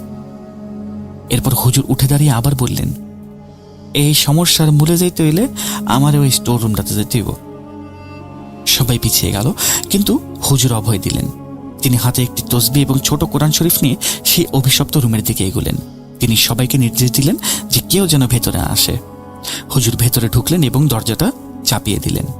বাইরে দাঁড়িয়ে আফজাল ভাই, আলী ভাই এবং পরিবারের সবাই অপেক্ষা করতে লাগলো। ভেতর থেকে হুজুর ভরাট গলায় কিছু কথা বলছিলেন। তিনি খুব জোর গলায় আজান দিচ্ছিলেন এবং কিছু সূরা পাঠ করছিলেন। মাঝে মধ্যে ভেতর থেকে ধপাস ধপাস খটখট শব্দ আসছিল। প্রায় 40 মিনিট পর দরজা খুলে হুজুর বেরিয়ে এলেন। ওনার কপালে ঘাম, মনে হচ্ছিল কোনো যুদ্ধ করে ফিরেছেন। তিনি সবার সামনে হাত মেলে ধরলেন, বললেন, এই যে দেখো, এই জিনিসটাই সব শক্তির মূল, সব নষ্ট এটার জন্যই। এটা তো একটা কুফরি কালাম, ব্ল্যাক ম্যাজিক বা কালা জাদুর তাবিজ। সবাই অবাক হয়ে গেল। ওনাদের বাড়িতে ব্ল্যাক ম্যাজিক কে করবে? হুজুর ব্যাখ্যা করলেন, এটা তোমাদেরকেও করে নাই। এই তাবিজটা অনেক বছর আগে হয়তোবা এই বাড়ি তৈরির সময় কেউ মাটির নিচে বা দেয়ালের কোনো ফাটলে গাইতে রাখছিল। এতদিন সুপ্ত অবস্থায় আসছিল, কোনো কারণে হয়তোবা বাইরে গেছে বা কেউ হয়তো ফালাই দিছে ভুলে। এই কারণে এই ঝামেলাটা স্টার্ট হয়েছিল। এই ঘটনার পর আফজাল ভাই এবং ওনার পরিবার আর এক মুহূর্তের জন্য সেই বাড়িতে থাকার সাহস পাননি। যদিও হুজুর তাবিজটি নষ্ট করে দিয়েছিলেন এবং বাড়িটি বন্ধ করে দিয়েছিলেন, কিন্তু তারপরে ওনাদের মনে আর সাহস ছিল না। আলী ভাই এবং আফজাল ভাই মিলে দ্রুত অন্য এলাকায় শহরে ভালো একটা বাসা ভাড়া করলেন। ওনাদের পৈতৃক ভিটা ছেড়ে ওনাদের চলে যেতে হলো। আজ অনেক বছর পার হয়ে গিয়েছে। আফজাল ভাইয়ের বাচ্চাটা এখন বড় হয়েছে, ওনার ক্যারিয়ারে উন্নতি সাধন হয়েছে, কিন্তু সেই রাতের স্মৃতি আজও মাঝে মাঝে তাকে তাড়িয়ে বেড়ায়। আজও গভীর রাতে জানালার বাহিরে আফজাল ভাই যদি কোনো বেড়ালের ডাকও শুনেন, উনি চমকে ওঠেন। বিজ্ঞানের কাছে হয়তো এটার ব্যাখ্যা আছে, কিন্তু আফজাল ভাই এটার কোনো ব্যাখ্যা দিতে পারেননি। উনি আমাকে এই ঘটনাটা এই পর্যন্তই বলেছেন। আমি জানি না ঘটনাটা আপনাদের কতটুকু ভালো লেগেছে বা আনন্দ দিতে পেরেছে। আমি আমার সাধ্যমতো চেষ্টা করি ভালো ঘটনা আপনাদের জন্য কালেক্ট করার জন্য। তারপরেও যদি ভালো না লাগে, আই এম রিয়েলি সরি। ভালো লাগলে আপনাদের সকলকেই আমি ধন্যবাদ জানাচ্ছি এবং কৃতজ্ঞতা জানাচ্ছি। সকলে ভালো থাকবেন, সুস্থ থাকবেন। আমি মোহাম্মদ সাবিত আলম আজ বিদায় নিচ্ছি। আসসালামু আলাইকুম।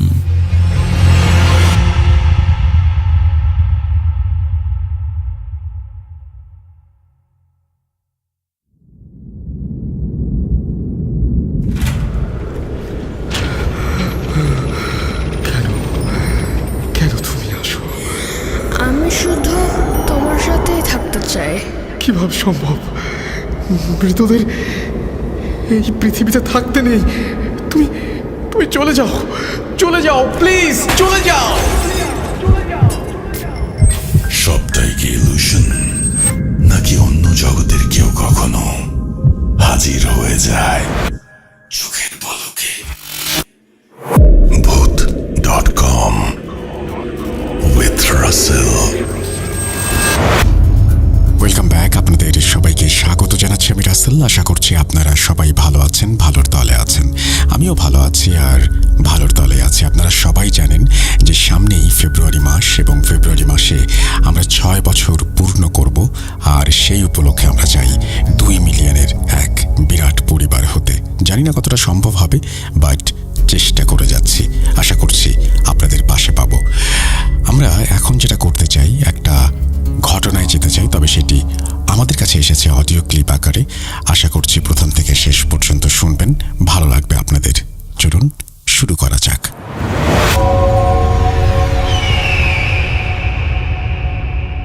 আসসালামু আলাইকুম রাসেল ভাই, কেমন আছেন জিজ্ঞেস করলাম না। জানি আপনি আল্লাহর অশেষ রহমতে সবসময় ভালোদের দলে থাকেন। আমিও ভালো আছি আলহামদুলিল্লাহ।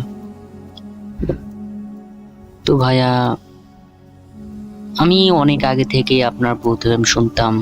তারপর ভূত.com যখন এপিসোড করা শুরু করলেন, তখন থেকেও আমি ভূত.com রেগুলার শুনি, কম বেশি যতটুকু সময় পাই।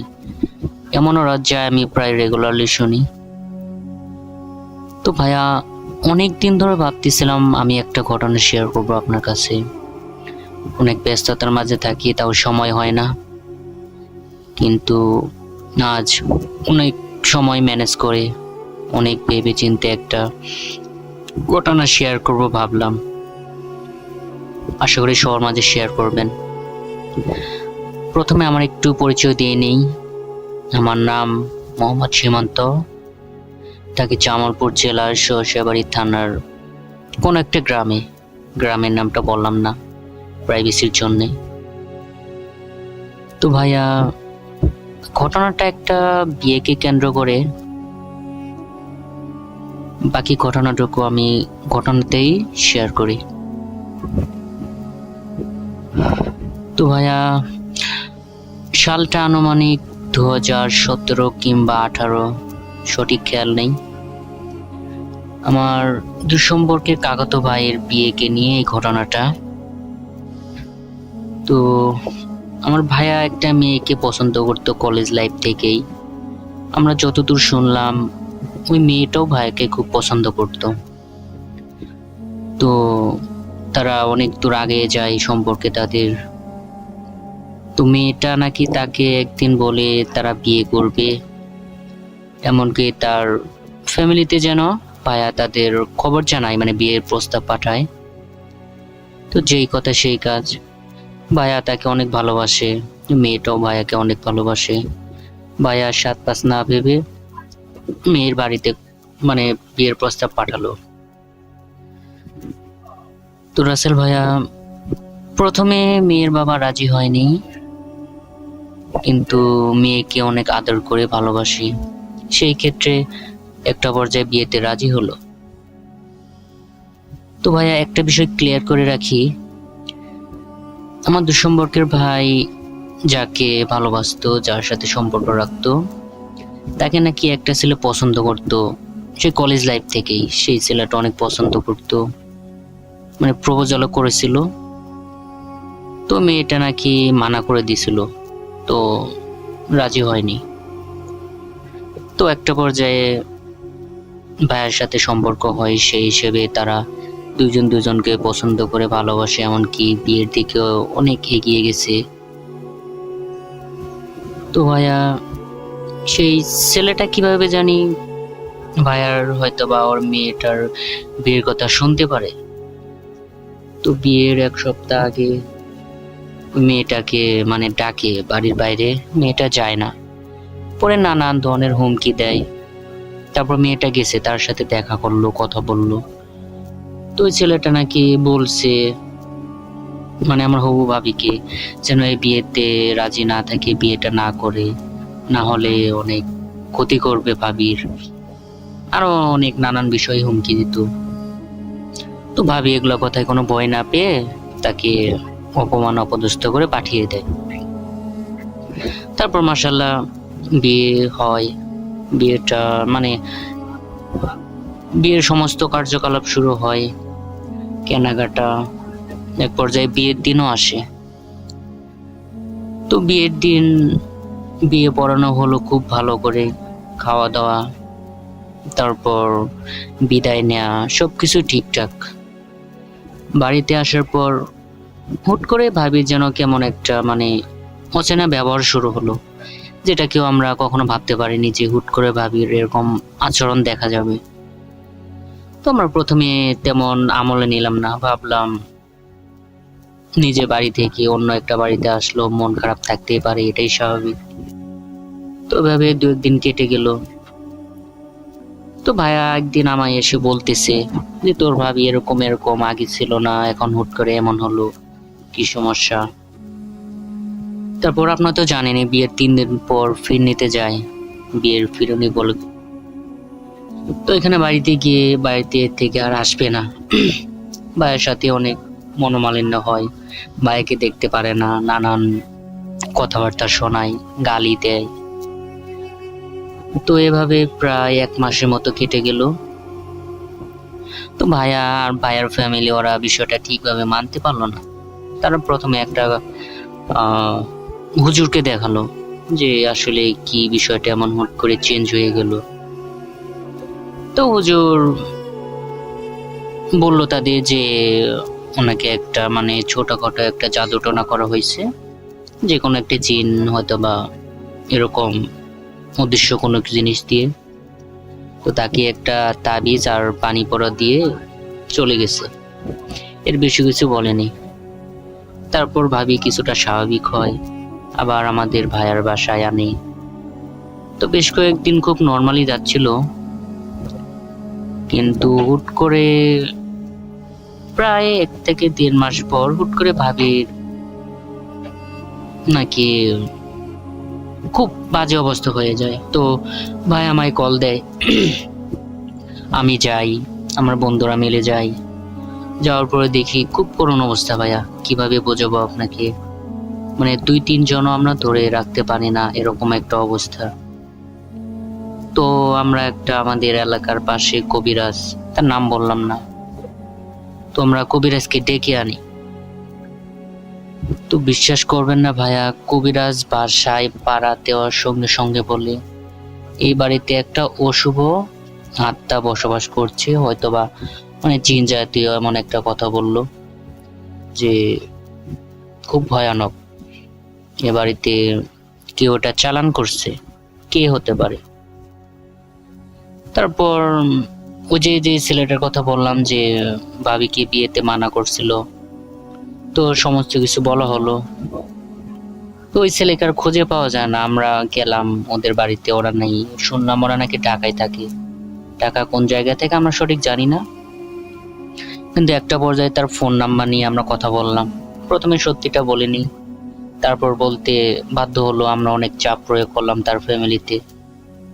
তারপর সে বলে যে সে নাকি তার উপর কালো জাদু করছে, সে যেন সংসার করতে না পারে ঠিকভাবে, আর যদি আবার সংসার করতে পারে তারপরেও তাদের ভবিষ্যতে নাকি বাচ্চা কাচ্চা আসবে না, মানে এই টাইপের একটা কালো জাদু করছিল। কিন্তু ভাইয়া বিশ্বাস করেন, আমার ভাবির এমন অবস্থা হয়ে গেছিল, মানে ঠিকভাবে খেত না, কারোর সাথে কথা বলতো না, একদম একা এক ঘরের কোনায় বসে থাকতো, মানে কারোর সাথে ভালো ব্যবহার ভালো কথা কোনো কিছুই বলতো না। যদি কেউ তাকে খাওয়ার জন্য জোর করতো, তাকে গালি দিত অকথ্য ভাষায়, নানান কিছু অনেক কিছুই বলতো। সবাই আসলে অবাক হয়ে গেছিল যে হুট করে মেয়েটার কি হলো। তো কবিরাজটা সিদ্ধান্ত নেয় একটা নির্দিষ্ট একটা রাতে তার নাকি একটা চিকিৎসা করবে। বেশ কয়েকটা জিনিসপত্র আমাদের ম্যানেজ করতে রাখতে বলে। একটা খাসি, তারপর 10 কেজি মিষ্টি, আর কি কি জানি বলছিল, এলা সঠিক মনে নেই আমার, এরকম জাতীয়।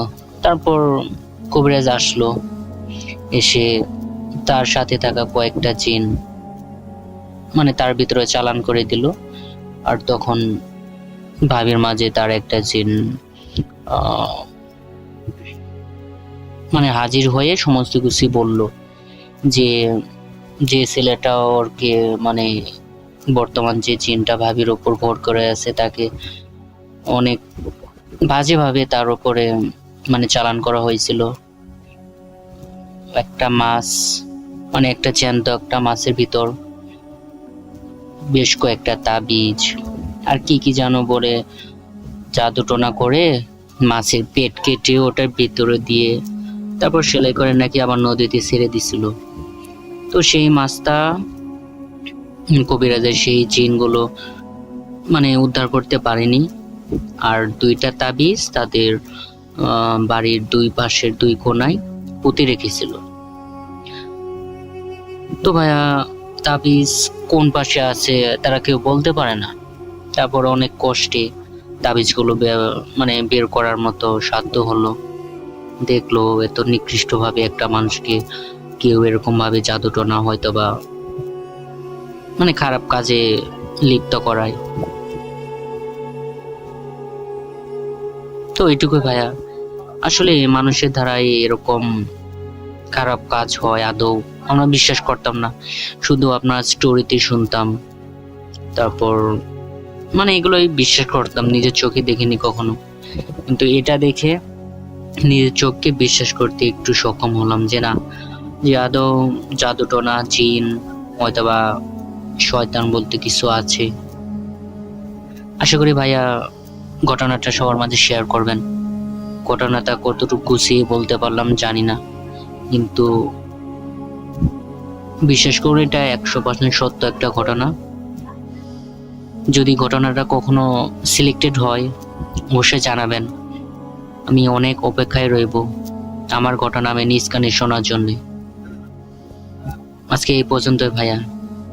আমার কাছে কয়েকটা গল্প আছে আমার দাদুর কাছ থেকে শোনা আর আমার নানুর কাছ থেকে শোনা।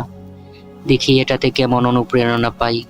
যদি পাই তাহলে ইনশাল্লাহ সামনে আরো কয়েকটা ঘটনা আপনার কাছে শেয়ার করব। আজকে এই পর্যন্ত ভাইয়া। আসসালামু আলাইকুম, ভালো থাকবেন। ভূত.com চিরজীবী হোক। আল্লাহ হাফেজ।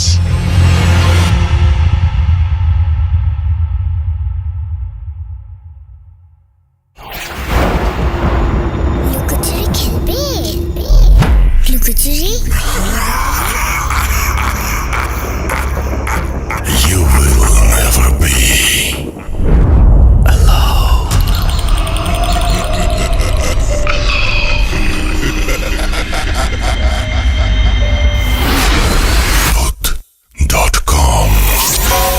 The fear returns with Russell.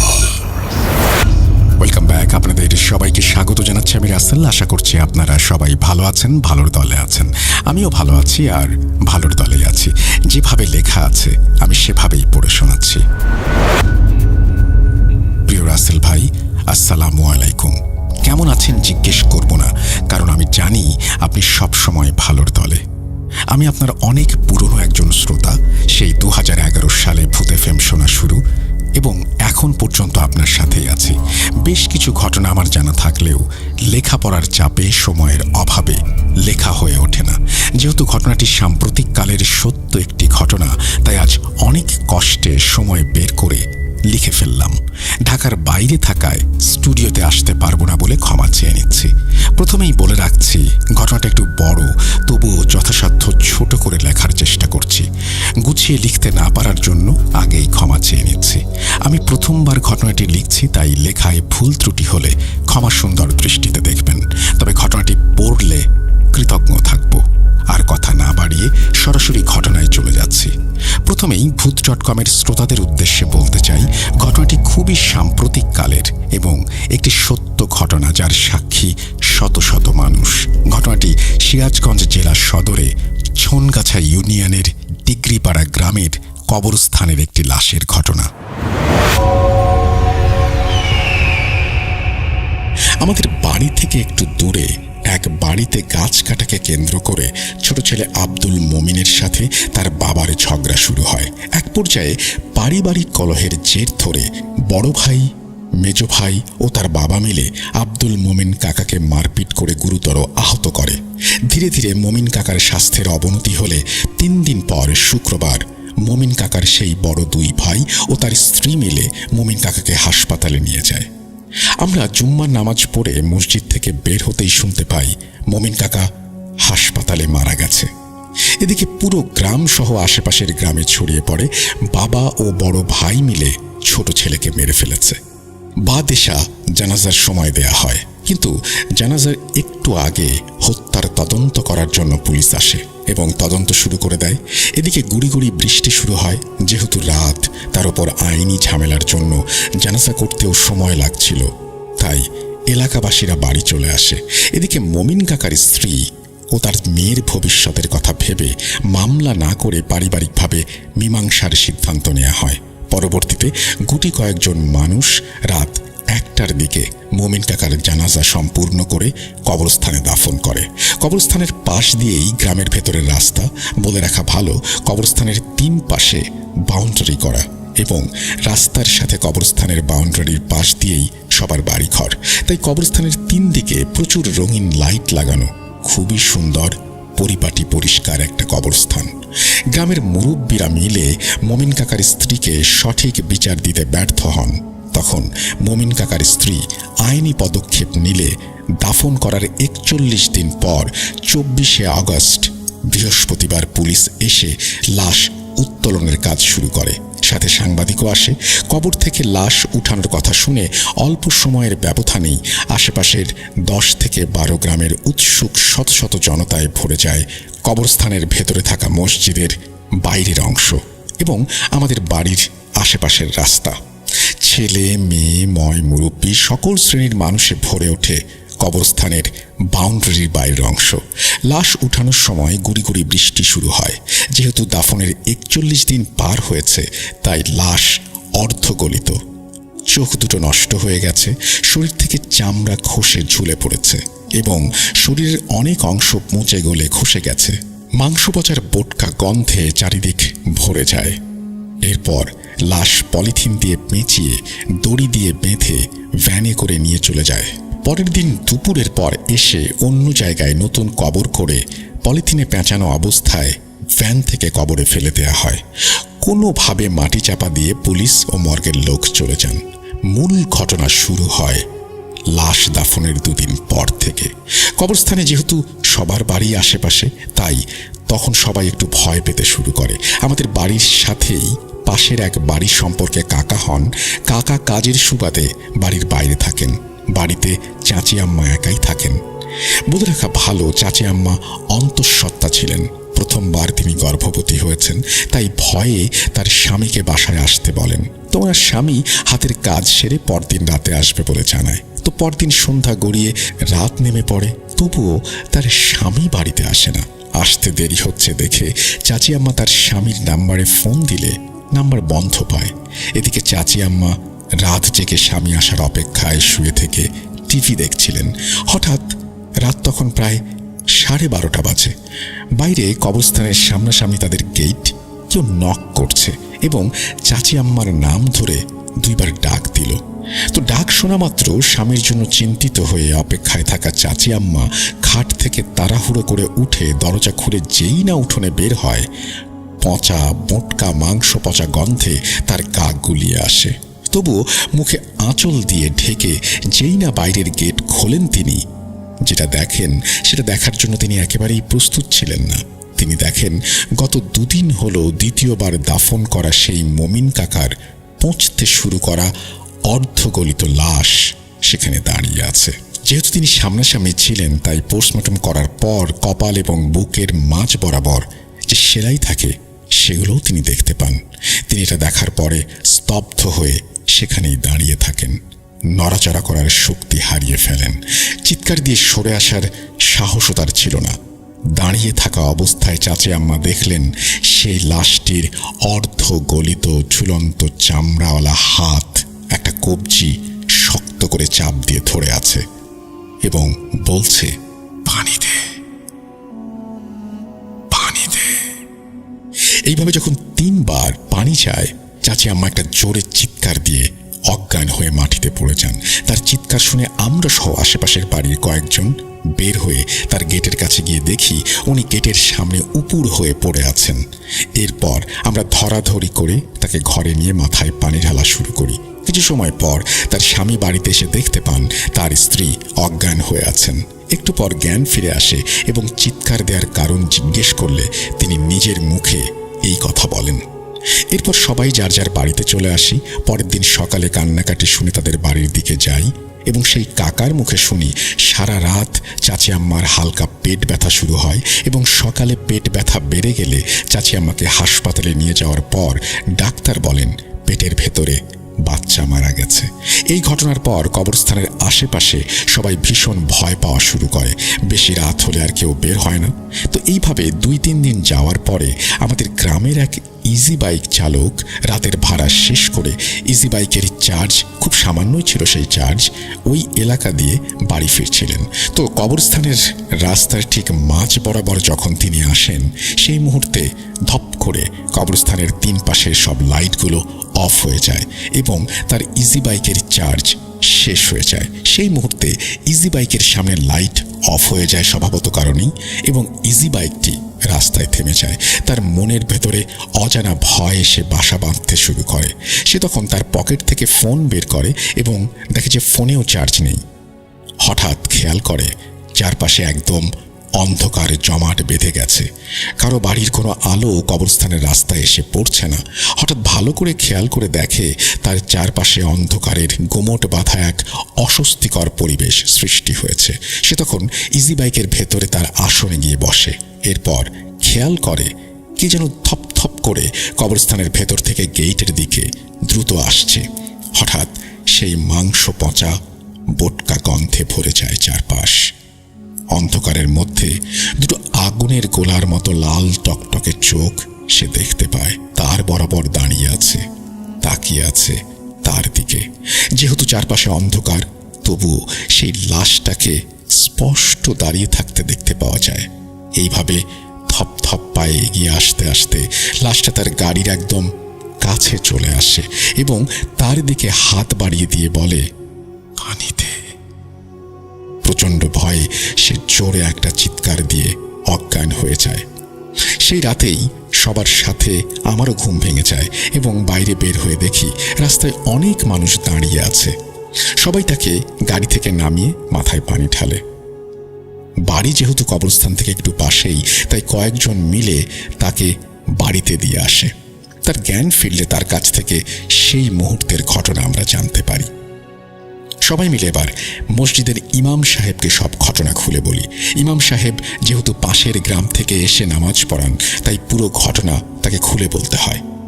সব ঘটনা শুনে ইমাম সাহেব বলেন, প্রথমবার গোসল করিয়ে দাফন করা হয়েছিল, কিন্তু দ্বিতীয়বার গোসল করানো হয়নি, তাই এই সমস্যা হচ্ছে। হয়তো খারাপ কোনো জিন এই লাশের সাথে চলে এসেছে। যেহেতু লাশটি অপবিত্র অবস্থায় মাটি চাপা দেওয়া, তাই এই সমস্ত ঘটনা ঘটছে। এরপর তিনি টিউবওয়েল থেকে পানি নিয়ে আসতে বলেন এবং সেই পানিতে দোয়া পড়ে ফুঁ দিয়ে তিনি মমিন কাকার কবরের ওপরে তা ছিটিয়ে দেন। এরপর থেকে আর কোনো সমস্যার সম্মুখীন হইনি আমরা। মামলা এখনো চলমান আছে। নিহতের পরিবারের আসামিরা সবাই পলাতক। এই ঘটনা আমাদের এলাকার সবাই জানে, আর আমি এর প্রত্যক্ষ সাক্ষী।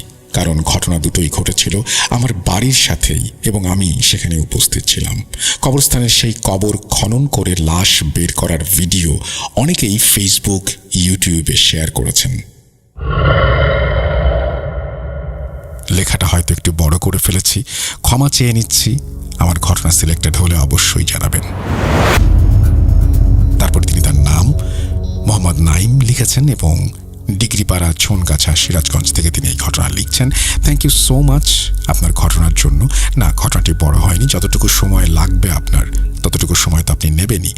আপনাকে অসংখ্য ধন্যবাদ ঘটনা পাঠানোর জন্য। আশা করছি ভবিষ্যতেও আপনার কাছ থেকে ঘটনা পাবো। আজকে বিদায় নিতে হবে, কথা হবে আবারও। সেই পর্যন্ত সবাই ভালো থাকুন, সুস্থ থাকুন, মোস্ট ইম্পর্টেন্টলি ভূত.com-এর সাথে থাকুন। যদি ভালো লাগে আমাদের আজকের এই এপিসোডটি শেয়ার করুন বন্ধুদের সাথে। আল্লাহ হাফেজ।